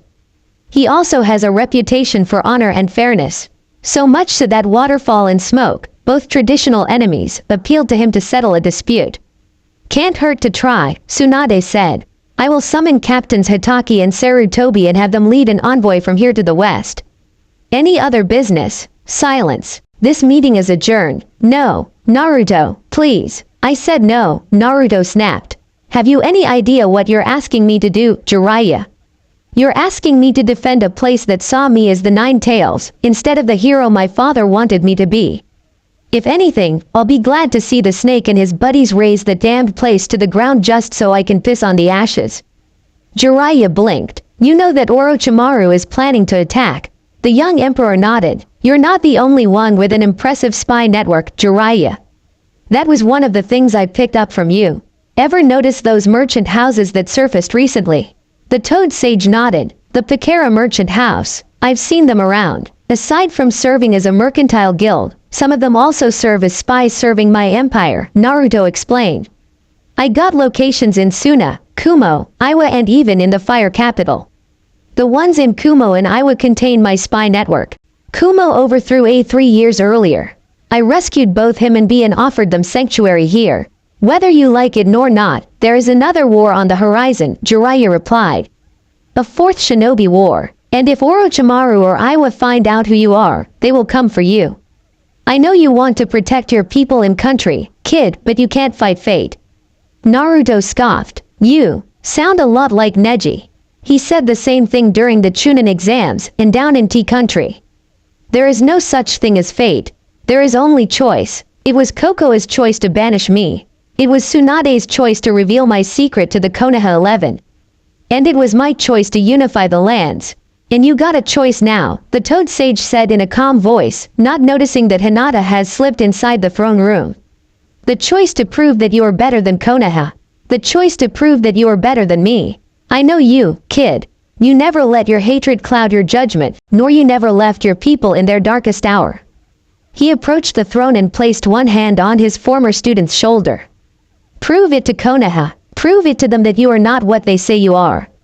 Naruto brushed Jiraiya's hand off his shoulder and turned away. Jiraiya did bring up some good points, but his bad experiences in Konoha far outweighed the good. He fought in the Suna Sand invasion and was still scorned. He brought Tsunade to Konoha to be the Godime, and was shunned. To top it off, he retrieved Sasuke Uchiha and was rewarded with banishment, backed by both the civilian and shinobi councils, and betrayed by those he thought were friends. All except Hinata. What about Hinata? Are you willing to let her die? Naruto's response was simple. Why don't you ask her that yourself? She's right behind you. Jiraiya turned around and found himself face to face with a smug empress consort. Even more surprising was that he could sense her chakra levels. Since Jiraiya was a sage, he recognized that aura as one of sage-like power. Another thing that Jiraiya noticed was that Hinata looked, well, hot. With beauty like that, men were more than willing to go to war for. Hello, Toad Sage, Hinata greeted dryly, taking note of the red handprint on his neck. You're the one from Fire Country, I take it. Wah, Hinata, how? I think I should explain, Naruto said as Hinata walked past him and took a seat on the throne. 2 years ago, Suna was hosting the Chunin exams. Gaara had asked me to train Maru, Moegi and Udon for the exams. Hinata was there along with Kiba and Sakura. Flashback. Sunagakure no Sato, Wind Country, 2 years earlier. From his position Naruto watched the confrontation near the village's gates. He recognized Team Kurenai as well as Sakura and Kakashi. The older people were acting as chaperones for the Konoha Genin participating in the tournament. We might not be able to see how the Genin are doing until tomorrow, Kiba had said to Hinata. How about once we get settled in, we check out the sights? Hinata was starting to get irritated. For the last time, Kiba, my answer is no. It was at that moment, Kiba exploded. The dog ninja grabbed Hinata and forcibly spun her around. Why do you still care for that demon? Kiba shouted. He was banished because he is the Kyuubi incarnate.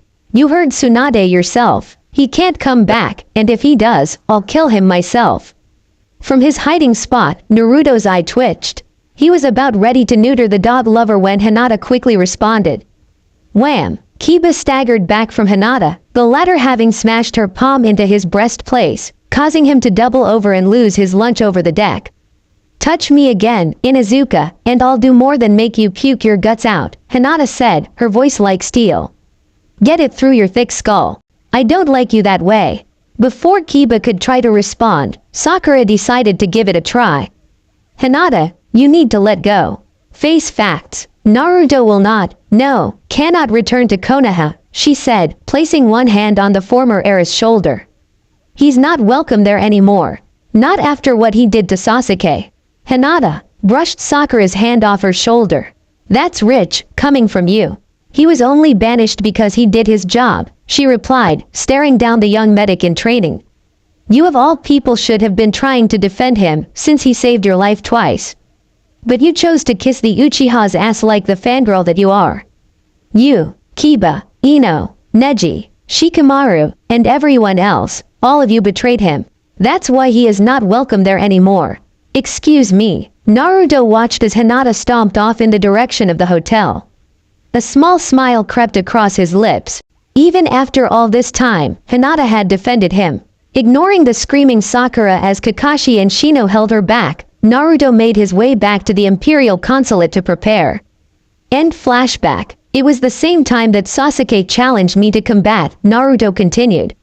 As you probably know, I've had past encounters with the Konoha ninja following the incident with the Akatsuki attacking the Fire Temple. I tailed Hinata for the past couple of days, getting her schedule down. Wasn't easy, but I managed to use one of my courier ninja to summon her to the Imperial Consulate. Flashback. Imperial Consulate, Sunagakure branch. Hinata showed the scroll containing the Imperial insignia, a fox head with a swirling whirlpool in the background, to the guards at the front gate, and they allowed her to pass without incident.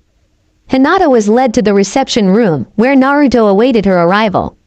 The one thought that was going through Hinata's mind was who would want anything to do with her, especially one from the Western Empire. Of course, that train of thought came to a halt when she was led into the reception room, where she came face to face with the man in black, the same one that has beaten down the majority of the Konoha 11. Several clan heads per father included Special Junin and one meddling warhawk and his personal root Anbu. His face hidden under the black cage-style cap, Naruto sent Hinata's escort away. Turning to Hinata, he said, "Do you know who I am?" Hinata nodded. "Yes, you're the one that has beaten most of Konoha's top ninja," she replied, not recognizing Naruto. "It's a bit more complicated than that, Hinata," Naruto replied, one hand reaching for his hat. Hinata's eyes went wide as she recognized Konoha's most hated ninja, the same one that she had defended all these years. The whisker-like marks were gone, he was taller, and his hair had taken on a reddish hue, but it was still Naruto. "Naruto." Naruto nodded, smiling broadly. "Yeah, it's me, Hinata." Hinata's reaction was instant. She lunged at Naruto and ensnared him in a bear hug, not wanting to let him go. She had nearly given up hope that he was still alive, but here he was, alive and in the employ of the Western Empire. Naruto returned the hug, his chin on the top of Hinata's head. "It's okay, Hinata, it's okay." After prying Hinata away from him, the former genin turned emperor and the former heiress took a seat on the couch. "Hinata, I owe you an apology," Naruto began. "Had I known that you felt the way you did about me back in Konoha, I would have spent more time with you rather than chasing after Sakura." "You were young then," Hinata pointed out. "I'm still young," Naruto pointed out. He then noticed something. Narrowing his eyes, he reached for Hinata. Hinata, sensing what Naruto was planning on doing, grabbed his wrist and turned away, looking ashamed. "No, Naruto." Naruto could only guess. "Show me." Almost hesitantly, Hinata turned back to him and lifted her bangs.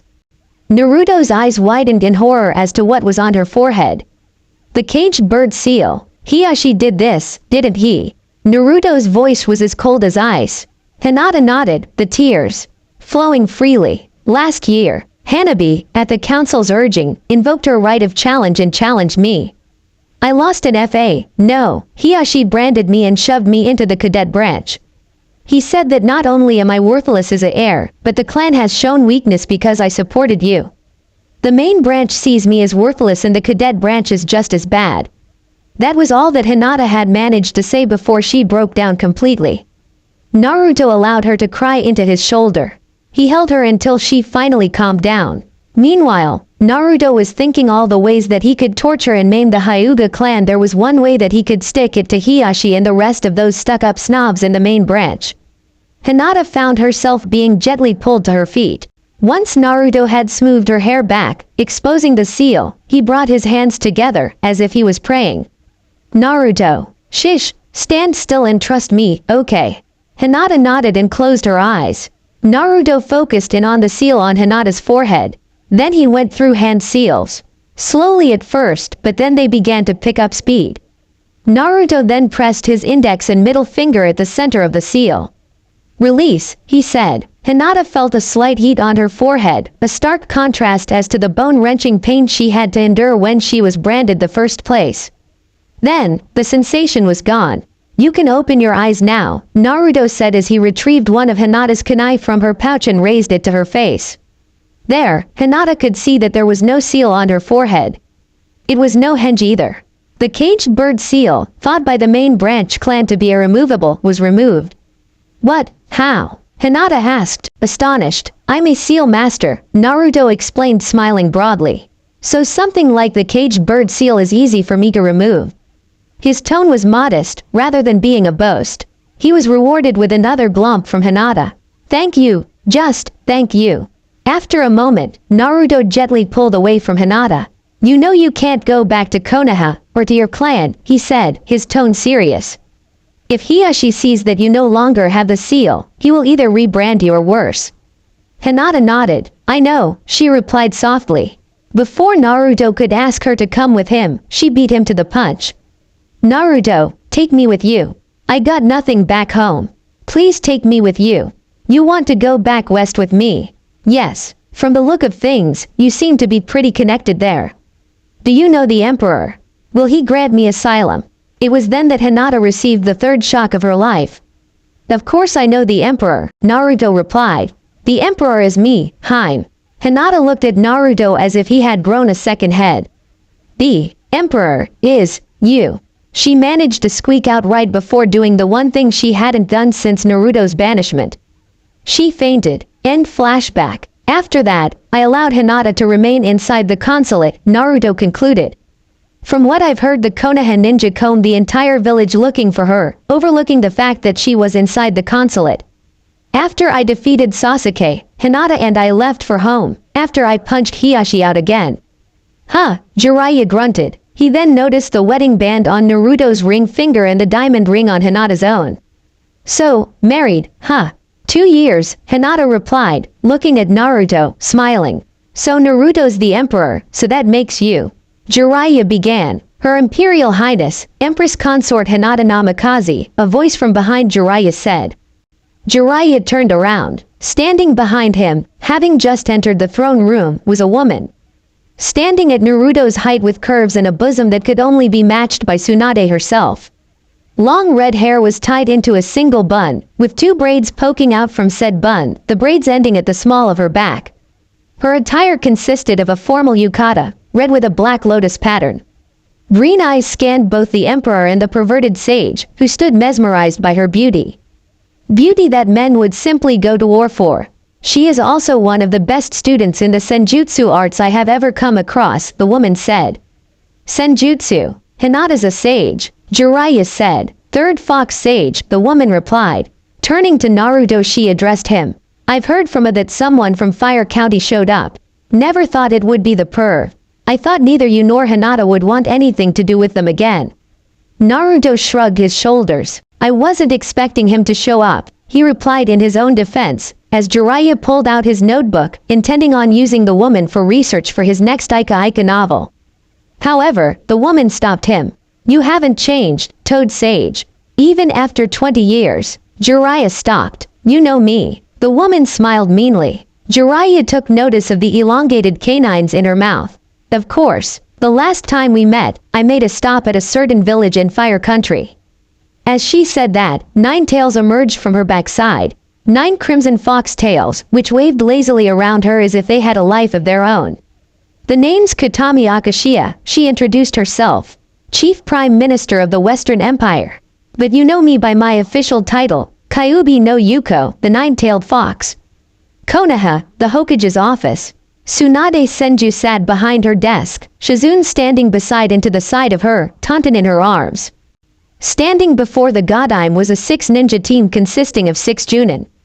A team she hoped was the salvation of the Leaf. 4 of them were part of the original Konoha 11, but she had chosen each of them for a different reason. First up, was the team leader, Anbu member and former sensei of the now-defunct Cell 7, Kakashi Hatake. Wielder of the Sharingan, a memento from his late teammate Obito Uchiha, he was a master of over 1,000 jutsu, and the former sensei of the banished Naruto Uzumaki. Kurenai Yuhi Sachirobi was the former captain of Cell 8. The wife of Asuma Sarutobi, she was Konoha's chief genjutsu master, capable of confusing the enemy with her illusions. The double team of Kiba Inuzuka and his giant dog Akamaru were also a valued asset to the team, and his rank of Junin proved that. He was also the first to turn against Naruto when it became known that he was the Kyuubi Jinchuriki, having taken the side of his mother and sister. For Rakan, Shino Aburame was Tsunade's next choice. His chakra-eating bugs would prove quite useful for the mission ahead. Next up was Tsunade's apprentice, Ino Yamanaka. 1/3 of the Ino Shikacho trio, she had proven to be one of the best medic ninjas ever produced by the Leaf. Originally, both Ino and Sakura Haruno were apprenticed to Tsunade, But when it became clear that Ino was proving to be the better student, Sakura was furious. It was after this that Sakura's ninja career began to suffer, despite the fact that Tsunade had given them equal time together. Then, following her defeat at the hands of Hinata Namikaze, Sakura became a liability. Sakura's pride would eventually be her downfall, as she had assaulted a Chunin, thinking that she was Ino. In response to the assault, Tsunade had terminated Sakura's apprenticeship under her and revoked her ninja registration. Not even Sakura's mother, whose influence was strong on the civilian side, could sway the vote in her favor, since the incident happened in full view of the fire daimyo. Last was Shikamaru Nara. Aside from being a master strategist, the slacker had somehow made Junin, and under his father's tutelage, was an expert in politics, making him the perfect man for the job. Reporting as ordered, Lady Hokage, Kakashi said. Tsunade didn't waste no time in explaining. This is a SS-ranked mission. It is apparent that Konoha will soon be attacked by Oto, Iwa and Kumo. We cannot survive this war without any help. That is why you are going to the Western Empire to seek an audience with the Emperor, to try to get him to aid us in this war. If not, then Konoha will fall. This was a surprise to those assembled. No one in Konoha had ventured to the west since the first Hokage was in office due to the ongoing wars. This was pretty new for them. All they heard was that someone about their age had unified the lands and was made emperor. On top of that, the empire had alliances with both Suna and Mist, which could prove invaluable for the war ahead. The future of the leaf hangs in the balance, Tsunade said. Which is why you must not fail. Travel through the neutral countries. Do not attract any unwanted attention. You leave now. The gathered ninja bowed in response. As they began to leave the room, Tsunade ordered Kakashi and Kurenai to remain behind. Once the younger ninja were gone, Tsunade addressed Kakashi and Kurenai. I did not want to say anything in front of the others, but the both of you have a secondary mission. If you come across Naruto in your mission, Kakashi nodded, as did Kurenai. We will ask him to come back to Konoha, Kakashi said. Are you sure that he would want to come back, after what was done to him? Kurenai asked, but would the council accept it? In a state of emergency, even my word can override the will of the council, Tsunade explained. Tell him if you see him, that I am offering him a pardon and safe passage back to Konoha should he choose to return and fight for the leaf. That's not what worries me, Kakashi said.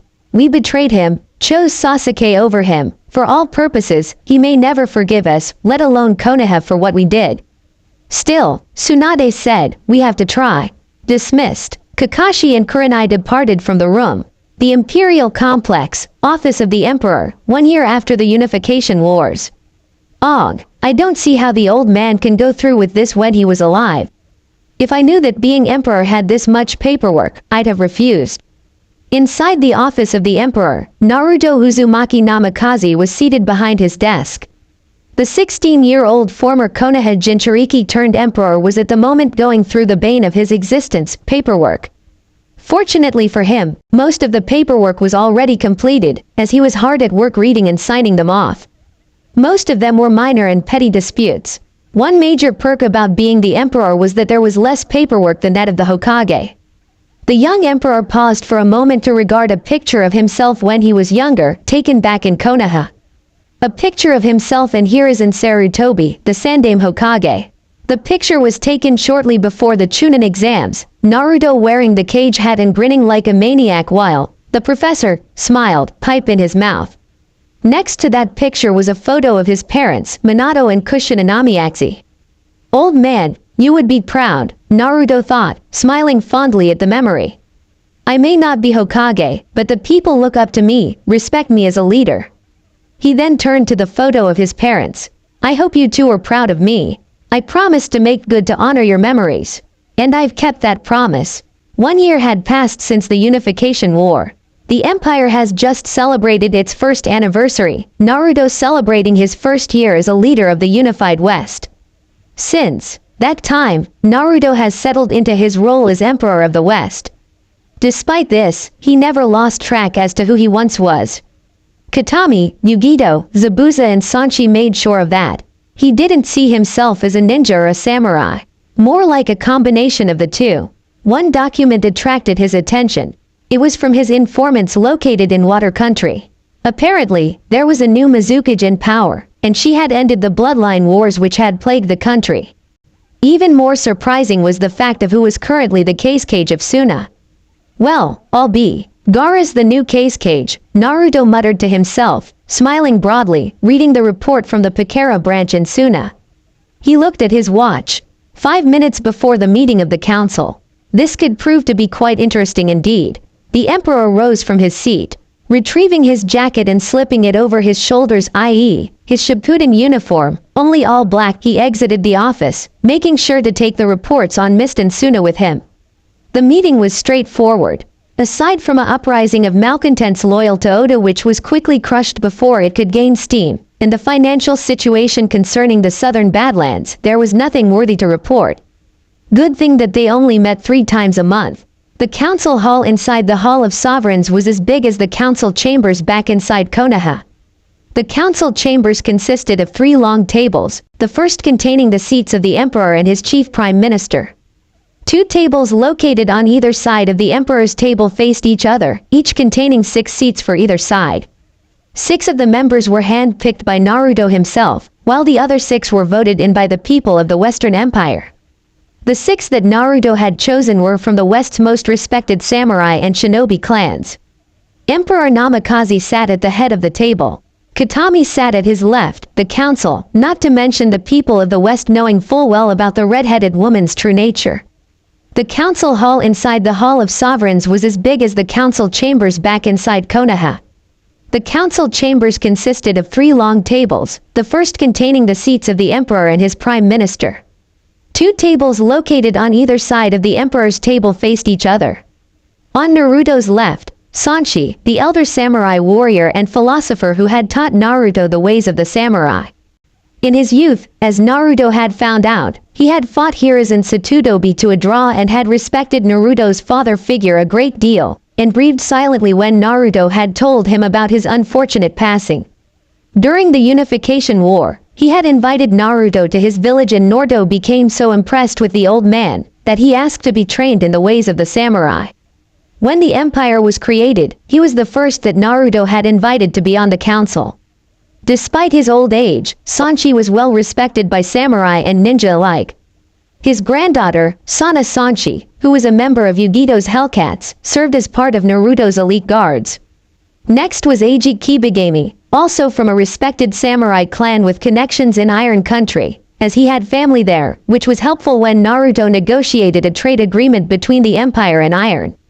A hard-punching, hard-drinking samurai with a mouth that would make Tayuya blush and Hidan green with envy, he was the first to join up with Naruto in his ambition. Despite being a foul-mouthed samurai, he was fiercely loyal to the young emperor, honorable and carried himself as a true samurai. It was also a known fact that he and Kasumi Ehara were romantically involved. His pet wolf, Bijumaru, was at his side.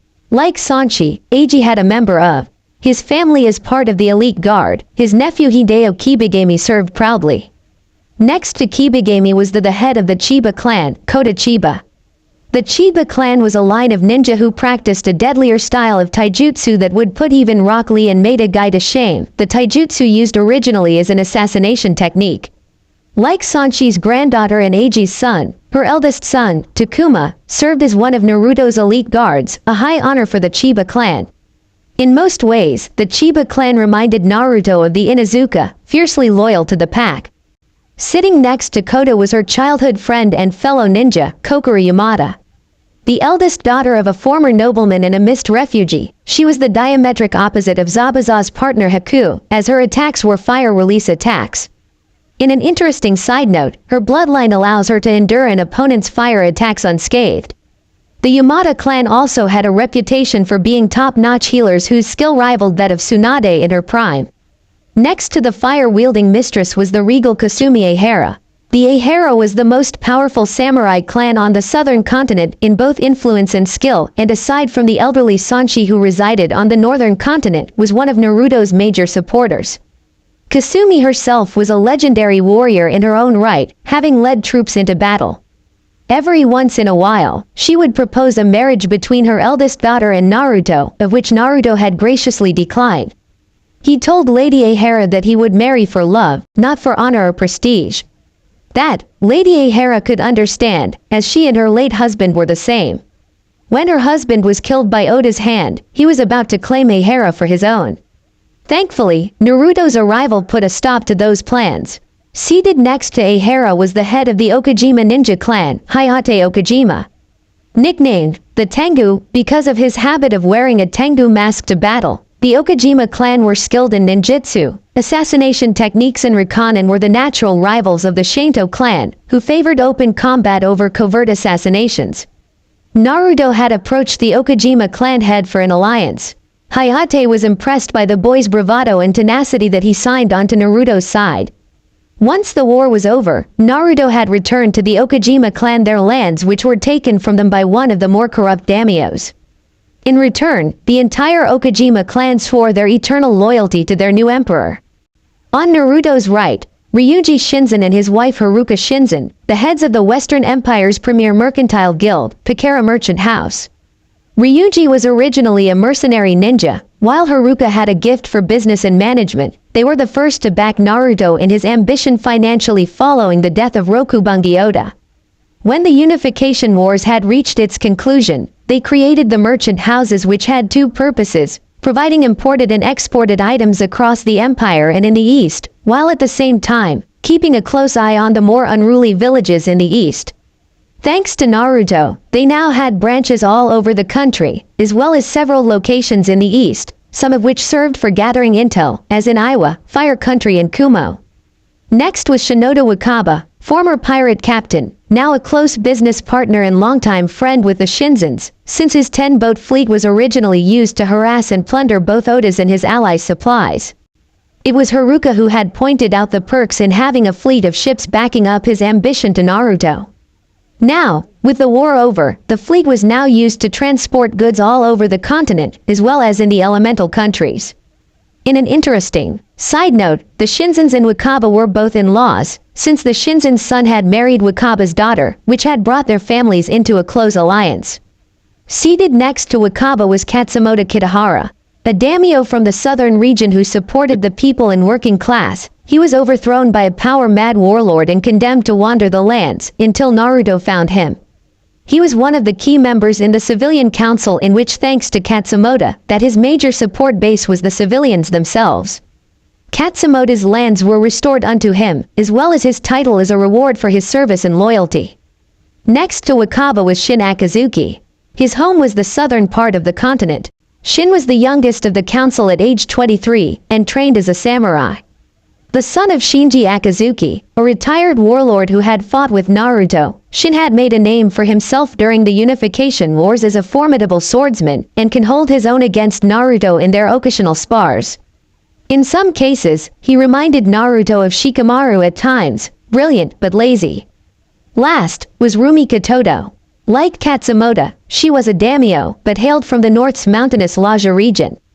Todo was one of the daimyos whose land the late Rokubungi Oda had an eye for, since her lands contained iron mines deep within the mountains, but once Naruto had eliminated him, she saw the wise decision in backing him in his war of conquest. Her husband was the original daimyo, until his death during a raiding party from Oda's men, forcing her to assume the role. But despite this, she was fiercely loyal to both her people and to the emperor. Aside from the Imperial Council, Naruto had requested that Zabuza Mamashi and Haku Mamashi be present for this meeting. The former mist swordsman and his female partner stood before the Imperial Council, both curious as to why they were summoned to this hearing. General Mamashi, Naruto began. First off, neither you nor Haku are not in any kind of trouble, so you can relax. I've asked you and Haku to come for a reason. Zabuza raised an eyebrow. That reason being, Chief. Naruto raised the sheet of paper from the Pikara's Mist branch. This came in from Mist. The Mizukage is dead. Zabuza took the news well, given the fact that he had failed to assassinate Yagura years earlier. So Yagura is finally dead, Well, whoopty fucking shit. I was hoping that I would return and do the deed. But it's still good news. Yagura was always unbalanced. Who's in charge now? Naruto looked at the sheet of paper. Her name's Terumi. Maid Terumi. That caught Zabuza's attention. May's the god I'm now, huh? Wish it could have been me, but I like my current position. What can you tell us about this woman?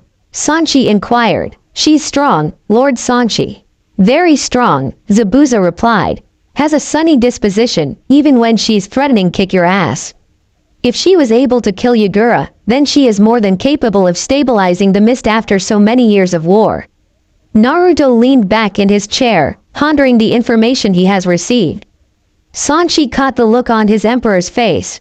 Are you planning on making an alliance with Mist and Suna? Naruto smiled at the old samurai. Am I that predictable? Sanchi smiled back at the young emperor. No, you're just that easy. That got a good laugh from the council, Naruto included. Even Zabuza laughed while Haku giggled. Once everyone has calmed down, Naruto confirmed his intentions. To answer your question, Sanchi, yes, I plan on inviting not only the leader of the Mist, but Suna as well.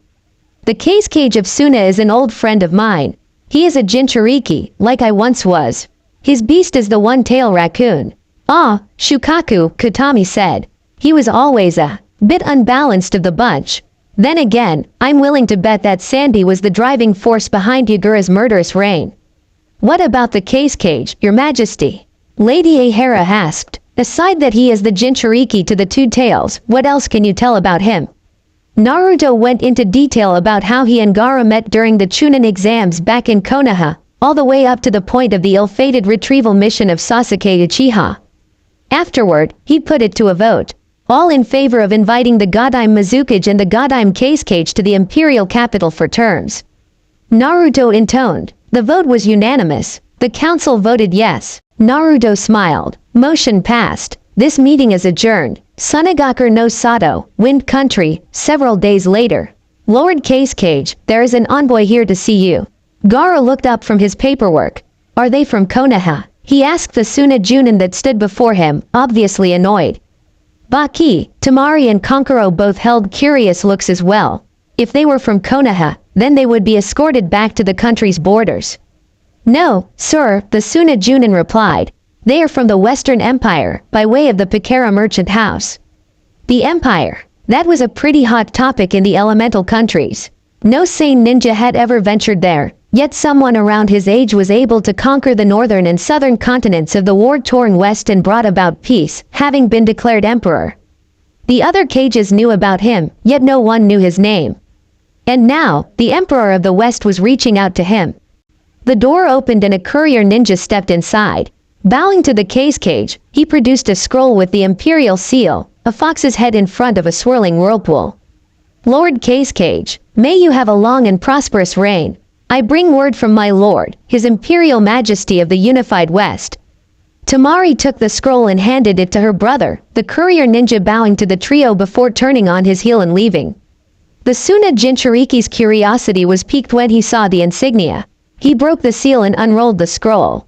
There was no invite, but a note, brief and to the point. Gaara, come to the west. There will be a boat at the port in Wind Country in 3 days. Upon reading this message, I'll be waiting. The note was not signed, but rather had a crudely drawn picture of a certain blonde knucklehead flashing a peace sign. Gaara closed the scroll. Turning to his former sensei, he said, Baki, you're in charge until I come back. What it is? What's wrong? Baki asked. The emperor has invited me to come to the west, Gaara replied calmly. Tamari, Kankuro, you two are coming with me. One more thing. Bring Cell 3, Sarutobi and his 2 friends. Baki asked. Why them? I have a feeling that the emperor is someone we know very well, Gaara replied. Have Sarutobi, Moegi and Udon report here in 5 minutes. We leave within the hour. It took Gaara and his envoy 3 hours to reach the sea, and nearly a week to the Western Empire by way of boat.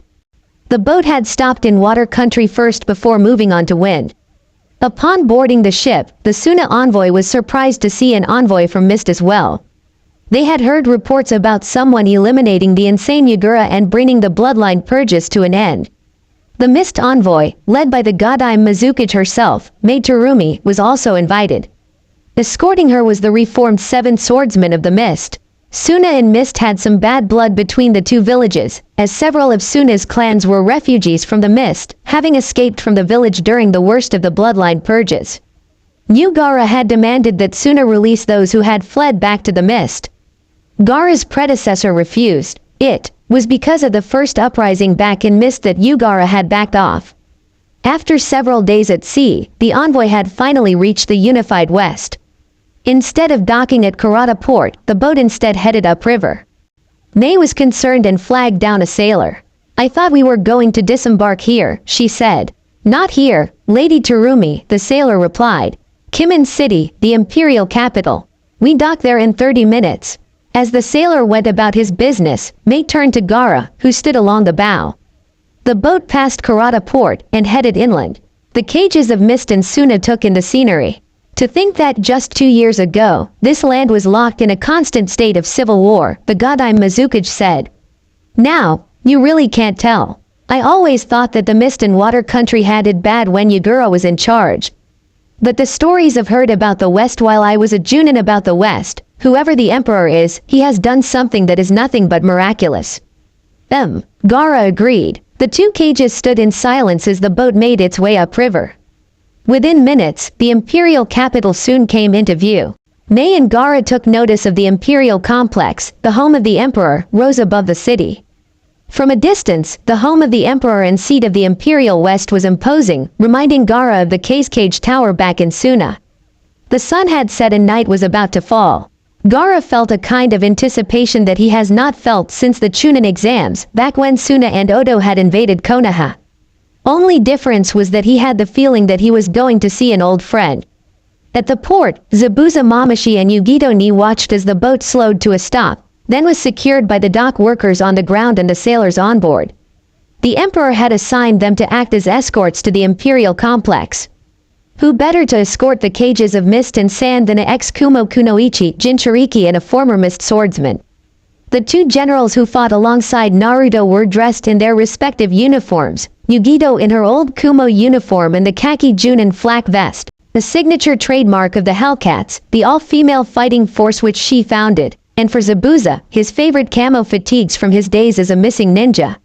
Like Yugito, he also wore a Junin flak vest, only his was dark blue, the trademark of his own Black Ops unit, the Demon Squad, of which he founded alongside Haku. His oversized sword was slung over his shoulder. The gangplank was lowered, and the two cages and their envoys started to disembark from the boat. Almost immediately, Yugito's senses went haywire. "Kitten," the two tails hissed. "He's a Jinchuriki." "I know. Naruto told me," Yugito replied. "It's Shukaku." Nibi was surprised. "Shukaku? That oversized rodent. He managed to get himself sealed." "Looks that way," Yugito replied. "Keep it down." The monster cat went silent as the two cages and their respective envoys approached the pair. Almost immediately, the 7 mist swordsmen went for their swords, but May ordered them to stay their hand. "Do not attack him," May ordered. "But, he is still a missing nin," one of the swordsmen objected. "Granted that he tried to kill Yagura, but still a missing nin. And he is in the employ of the emperor," May pointed out. "I will not see the mist wiped out because you tried to kill a ninja who answered to the emperor." Once that situation was diffused, May turned to Zabuza. "Zabuza Mamashi, demon of the mist, I thought you were dead. One of these days, maybe." "I almost came close," Zabuza replied, bowing. "Lady Mizukage, welcome to the capital." He introduced Yugito. "General Yugito Ni, commander of the Hellcats." "Yugito, Godai Mizukage May." "Terumi." Yugito bowed in greeting. Gaara's eyes narrowed slightly as he recognized the aura surrounding the blonde ninja. "You're a Jinchuriki." "That I am," Yugito replied. "So are you, Lord Cage." Nibi identified yours as the one tail. "Nibi, the two-tailed monster cat," Gaara confirmed. "So what's a Kunoichi from Kumo doing here in the West?" Tamari asked, ready just in case that Yugito attacked. "I no longer serve the cloud," Yugito replied. "I was betrayed by the Kumo High Council without the knowledge of A and B. The council sold me out to the Akatsuki. The emperor saved my life. I've been at his side ever since." Tamari calmed down after that. The Akatsuki was also a hot topic aside from the emperor. They had went underground following the disappearance of Naruto and Yugito, but there were reports of them resurfacing. Any village who had a Jinchuriki were in a state of high alert, or those Jinchuriki who were wandering had went underground. "The emperor sent you to meet us?" Gaara asked. Yugito nodded. "Yes. Consider us your personal escort to the boss. He is waiting for you at his home." I always thought the people of the West were different, Mei said as Zabuza and Yugito walked through the open-air market of Kimin. Now I see that everyone's the same, from the style of clothes to the same food. The boss and I thought the same thing when we first came here, Yugito said. Of course, this was back when Oda had ran the place. It wasn't as lively as it is now. The living conditions were horrible. Oda was leeching off the people, demanding tribute upon tribute. He killed the men who did not comply and raped their wives and daughters. One girl he used as a sex toy after cutting off her limbs and tongue, after eliminating her family who dared to oppose him. When he got tired of her, he tossed her to his troops. When the boss found her after we had killed off Oda, even he was appalled at the barbarism that Oda had done. He did the right thing and granted her a mercy killing. Tamari and Mei paled at Yugito's story. Even the mist swordsman and the other Suna ninja looked sick. The boss spent 3 months consolidating his power base here, Yugito continued. It was then he decided to launch his own war. A war to unify the continents. Most of the warlords here fought only for land and to subjugate the other. He fought to unify the lands under his banner, to bring about an everlasting peace, something that the West has not seen since the era of the Six-Paths Sage. From the look of things, he has succeeded, Tamari noted. This place feels so alive. Only took the chief 2 years, Zabuza said. I was one of the many who came to his side. All of the tyrannical warlords were wiped out, while those who were smart enough not to fight flocked to his side, while others supported him financially. 1 year to unify the northern region, and another year to unify the southern region. We just celebrated our first anniversary of the empire unification a couple of weeks ago. He should have invited you two here earlier. You would have had a blast. I'm sure we would have, Mei said as the party passed 2 members of the Hellcats, identified by the same type of flak vest that Yugito wore. The 2 Hellcats greeted their supreme commander, to which Yugito responded with a nod. And here we are, Zabuza said as they approached the Imperial complex. The massive doors were open, but were guarded by members of both the Hellcats and the Demon Squad. Passing by their subordinates, Zabuza and Yugito led the visiting party inside the complex. Wow, Mei said, looking around. Nice setup the Emperor has. The Imperial Palace sits at the center of the complex, Zabuza explained. As you can see, the place is heavily guarded by both ninja and samurai. Not only does the Emperor live here, but he also meets with the Imperial Council inside the House of Sovereigns and entertains guests inside the reception hall. We even got some barracks here for them to stay in. Since the Emperor is a seal master, his main home is warded off from intruders. He should be inside the House of Sovereigns now. We're heading there now. In that case, lead the way, Gaara said. House of Sovereigns, throne room. Dressed in black, complete with his black cage-style hat concealing his face, Naruto sat on his throne, Katami at his side. He had received word that Gaara and Mei had arrived safely and had just entered the House of Sovereigns. General Kazuma had verified that both cages were accompanied by their personal escorts. Naruto, however, was curious as to why Gaara had a squad of genin tagging along. Tamari and Kankuro, he could understand, but a squad of genin. Naruto shrugged it off and straightened himself in his seat, as the Cage of the Mist and the Cage of the Sand entered his throne room, followed by their respective escorts. Naruto was thankful that he was still wearing the cage-style hat, otherwise, he would have been surprised to see Konohamaru, Moegi and Udon among the Suna envoy. Even more surprising was that they wore the Hitai 8 with the Suna hourglass identifying them as Suna ninja. Gaara, in the meantime, narrowed his eyes at the red-headed woman that stood beside the throne. Shukaku was speaking to him, but he ignored the rodent. As their respective entourages remained behind, the Cage of the Mist and the Cage of the Sand stepped forward. Stopping 3 feet before the throne, they bowed. The Emperor responded with a nod of his head. Gaara of the Sand, God I'm Cage of Suna. Mei Terumi, God I'm Mizukage of Mist, welcome to my home. We are honored to be here, Your Majesty, Mei replied. Naruto rose from his throne. The look on your face says it all. Why are the both of you here, and why did I invite you to my lands, correct? He inquired as he stepped down to face the 2 cages. In that case, prepare to be enlightened. The young emperor reached up and removed his hat, tossing it to a valet that was standing nearby. Gaara had his suspicions when he was delivered the invite, but despite the missing whisker-like marks and his hair taking on a reddish tint, this had all but confirmed it. Tamari and Kankuro were at a loss for words, since they were facing the last person they would expect to be Emperor of the Unified West. Boss, oof, Naruto grunted as he was tackled to the floor by Konohamaru, Moegi and Udon. The guards inside the throne room couldn't help but to chuckle at their emperor's antics. Despite being the most powerful person on the continent, he was still a teenager. Even the mist swordsman had a laugh. Katami cracked a smile at the sight of Naruto being dog-piled by the 3 junior ninja. "Knock it off, you 3, Gaara ordered. Give him some breathing room." Once Naruto managed to pry himself from Konohamaru, Moegi and Udon, he straightened himself off and faced the 2 cages. He greeted May first. "Lady Kazakage, welcome to Kimen. Zabazaz told me quite a bit about you." "He did, didn't he?" May replied. "Good things I hope. Anything bad would ruin my reputation. Although I am curious as to how you know the demon of the mist." "We met 4 years ago, back when I was a genin," Naruto explained. He then gave both cages a quick summary of the mission to Wave Country and of his run-in with Zabuza and Haku. "I later found out that both were alive. Turns out the Zabuza and Haku my team and I fought were nothing but advanced blood clones. Zabuza had taken off when the Mist Hunter ninja arrived sooner than expected.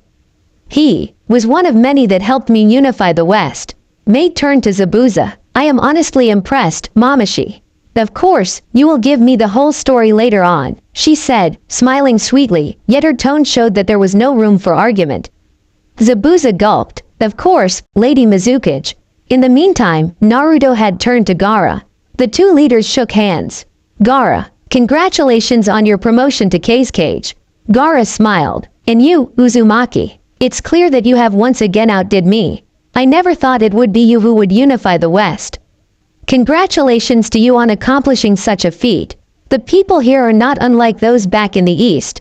They never knew peace," Naruto explained. "Not since the era of the 6 Paths Sage. At least back east we had some sort of peace and order." He gestured to the 3 genin. "How do you end up with those 3? "It was after you were banished that the Suna Council sent an envoy to Konoha," Gaara explained. "Tamari was with them. When the Konoha Council explained why you were banished, we terminated our alliance with the Leaf. Sarutobi and his 2 friends had caught up with Tamari and asked to come with her. They knew about your burden as the Jinchuriki and when the banishment order came down, decided to desert the village in favor of Suna." "How did Asuma take the news?" Naruto asked. "He tried to stop us from leaving, pleaded with me to stay," the young Sarutobi said. "Said that family should stick together. But we couldn't stay. Not after how the council treated you after you brought back that traitor. I haven't spoken with him since that day." Naruto tapped the Hittite that his former protege wore. "So you're a genin of Suna now. Congratulations. I always had faith in you, Konohamaru. In all of you. It's Maru now," Maru corrected. "I changed my name when I arrived in Suna, boss. That was the last thing that connected me to that village. Whenever people called me by Konohamaru, it reminded me of you and of your sacrifice. It brought back so many bad memories." "Maru, show some respect," Tamari scolded. Naruto waved her off. "It's okay, Tamari. Maru's been calling me boss ever since Konoha. It's his way of showing respect towards me. In any case, it's good to see you again, Naruto," the Wind Mistress said as she hugged the younger man. "You're grown too. Last time I've seen you, you were nothing but a sprat." It was indeed true. Naruto barely stood over 5 feet back in Konoha. Now, he was clearly a foot taller. 4 years of hard training and fighting tends to work wonders. He turned to Kankuro. "Still into your puppets, I see. Improved any?" Kankuro grinned. "You can be more than happy to find out, kid." He shook Naruto's hand. "Good to see you're still alive. Can't die just yet. The people need me." He then introduced Katami. "My chief prime minister, Lady Katami Akashiya." Katami bowed in greeting. As she did so, Shukaku recognized her aura immediately. "She is the 9 Tails." Shukaku screamed in Gaara's mind. "She is the Kyuubi in human form."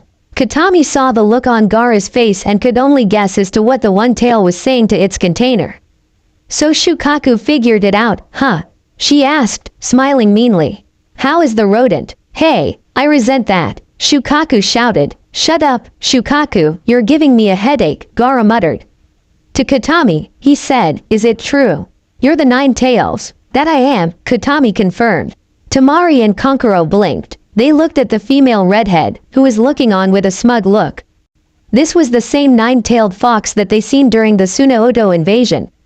Maru, Moegi and Udon already knew about Naruto's secret, but was surprised to find out that the Nine Tails was a woman.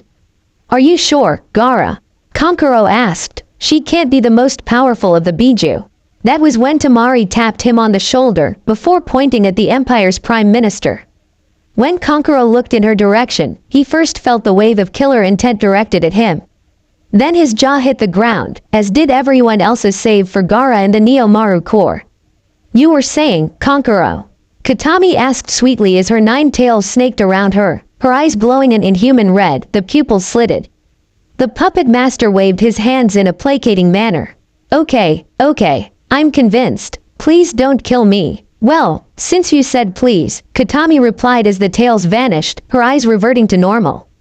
"Show off," Shukaku muttered. It's true that Katami is the strongest of the tailed beasts, but they are not demons as most people would think, Naruto explained.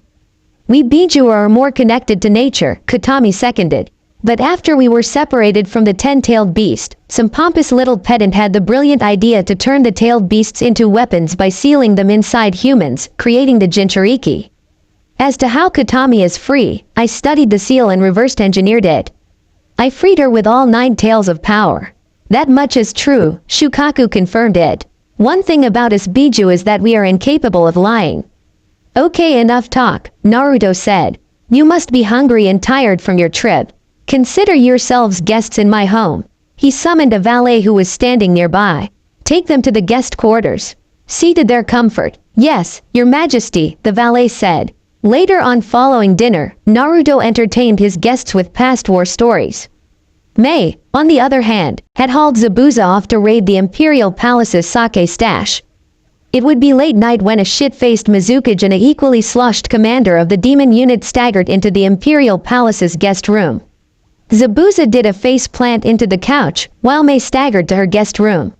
Rather than retire to her own chambers, Katami shifted into her fox form and found it a shaded area within the complex's grounds and fell asleep there. Naruto and Gaara were on the balcony of the guest quarters, overlooking the city. "I think it's safe to say that Temari has fallen in love with Kimin City," Gaara noted. "You've proven to be the most unpredictable ninja once again, Uzumaki. You think the city's nice, wait till I tell her about the hot springs resort in the mountains," Naruto replied. "She'll never want to leave then." The Suna Jinchuriki cracked a small grin. "I'll bet. Temari always loved hot springs. The ninja back home always talked about the West, that going there is for the foolish and the crazy. Not even Orochimaru or the Akatsuki would even dare to come here, let alone Konoha." Naruto frowned. He knew that this would come. "What's been happening ever since I left? From what I managed to hear, the council pardoned the Uchiha for his attempted defection," Gaara said. "They place the blame on both his cursed seal and on you. After your banishment, every single alliance and trade agreement that Konoha had because of you were dissolved. Wave, snow, hot water. Konoha is a virtual pariah in the shinobi world. Wherever they go, they are not welcome. In some cases, they are not allowed entry into some of the towns, forcing their ninja to go in using henjas and aliases. I bet they blame me for that too." Naruto was not the least bit surprised with Gaara's reply. "They do," the redhead replied.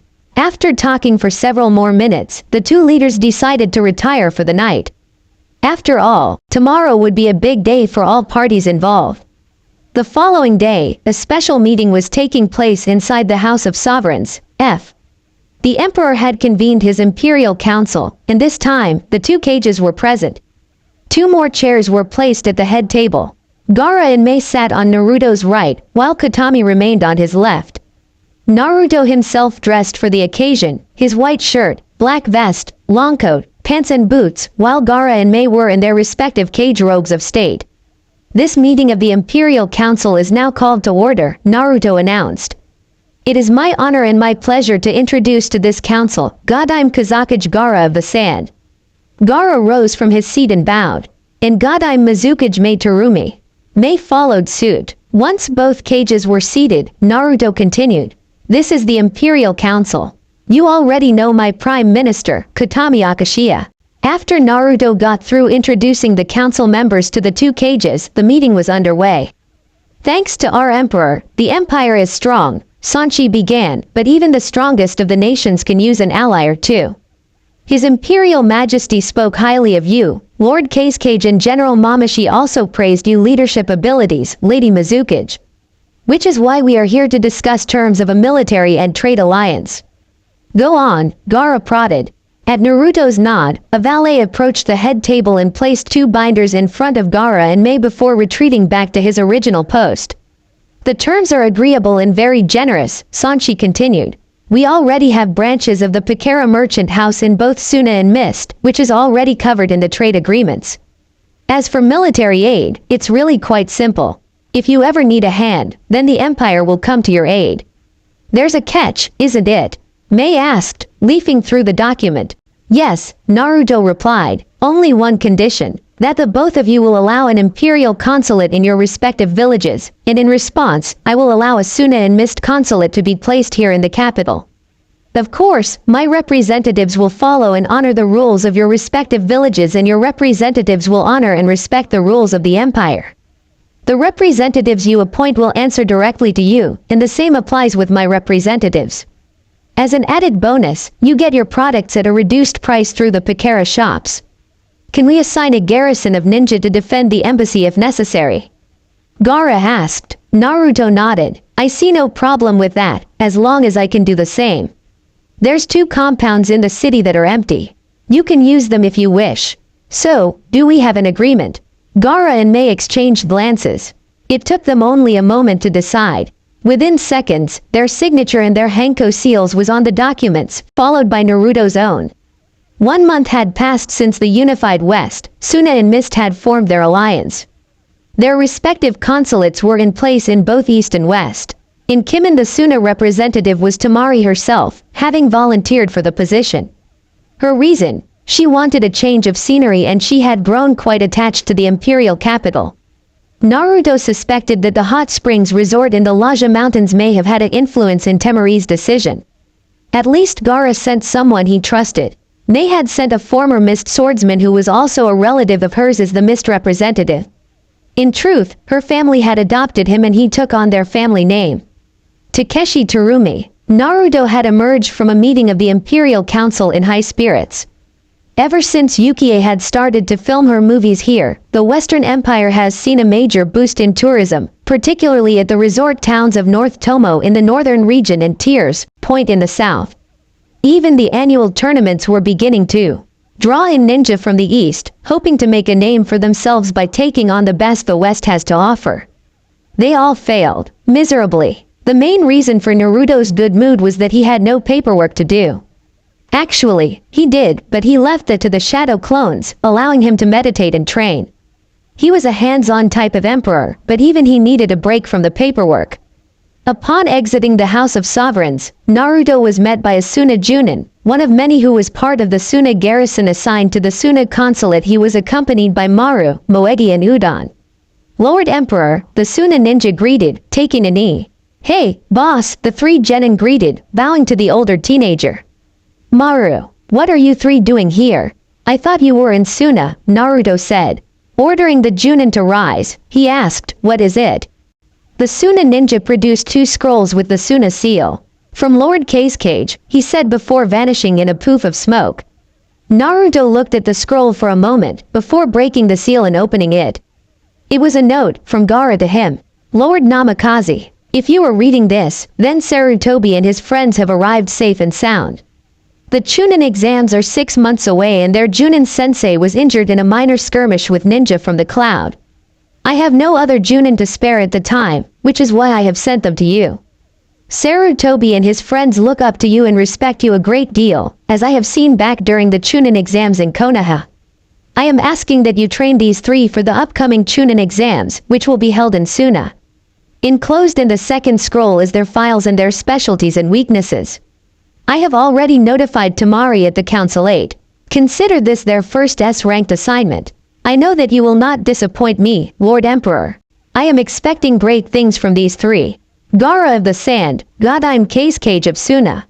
Well, boss. Maru prodded. What does it say? Naruto smiled at the younger genin. You three are as of this moment, on your first official S-class mission. Really? Awesome, came the reply from the trio. Your mission is a 6-month assignment from the Cage himself, Naruto continued. He has left the three here in order to train for the upcoming Chunin exams. As the three genin cheered, Naruto flagged down a passing valet. These three are considered guests in my home. Show them the guest quarters and get them settled in. The valet bowed. Yes, your majesty. Naruto turned to the three genin. Fall over inside. She will get you settled in. Maru and his teammates nodded eagerly and followed the valet towards the imperial palace. The emperor turned on his heel and entered the hall. As he headed for his office, he undid the second scroll and began to read it. Maru's specialty is ninjutsu, just like old man Sachirobe.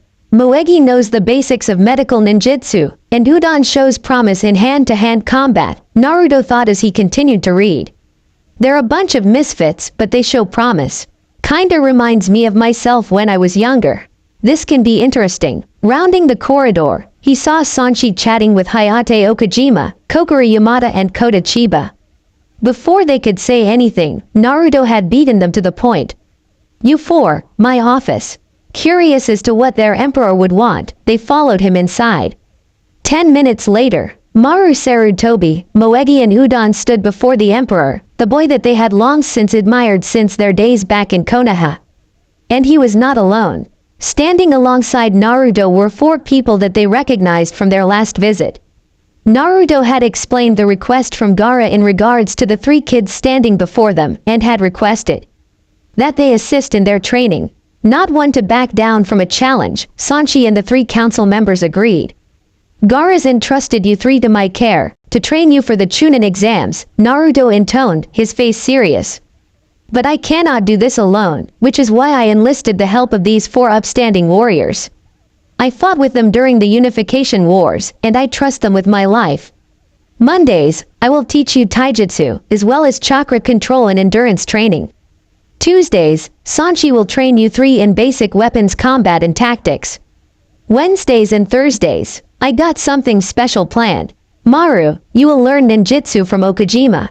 At that, the Tengu bowed. Moegi, as you are studying to be a medic ninja, you will spend time with Yamada. Kota bowed as well. And Udon, you will receive intermediate and advanced taijutsu training from the Chiba clan, mostly from Takuma. The Chiba clan had followed suit. Sanshi sized the 3 Suna genin up. So, this is your little pet project. Train these 3 into battle-ready ninja. You got your work cut out for you, chief. Maru puffed at that insult. Hey, I'm gonna be a great ninja. Like the boss and my grandpa. Sanshi looked at Maru. And who are you? Maru Sarutobi. Sanshi recognized the name immediately. Sarutobi. Your grandfather was Hiruzen Sarutobi. You knew him. Knew him. I fought him when I was younger, Sanshi replied. The chief admired him a great deal. As did I. Good man, good ninja. Although it's a bit late, the chiefs told me about his passing. You do have my sympathies. They're a group of misfits, but they got heart and guts, Naruto added. That goes a long way. I see in them plenty of potential. Potential to even surpass me. They got spirit, too, Okajima added. I'll send in one of my best ninja to assist in the training. You have the full support of the Okajima clan in this, chief. Naruto turned to the 3 Suna genin. I will warn you in advance. These 4 are not to be taken lightly, as am I. We will push you to the extent of your abilities. We will be hard, but we will also be fair. I will not make the same mistakes as Hataki did with myself, the emo and the banshee. You will receive equal training. And I will be in contact with Tamari, who will be passing on your progress reports to Gaara. By the time the Chunin exams come around, you 3 will be the talk of the town. Do I make myself clear?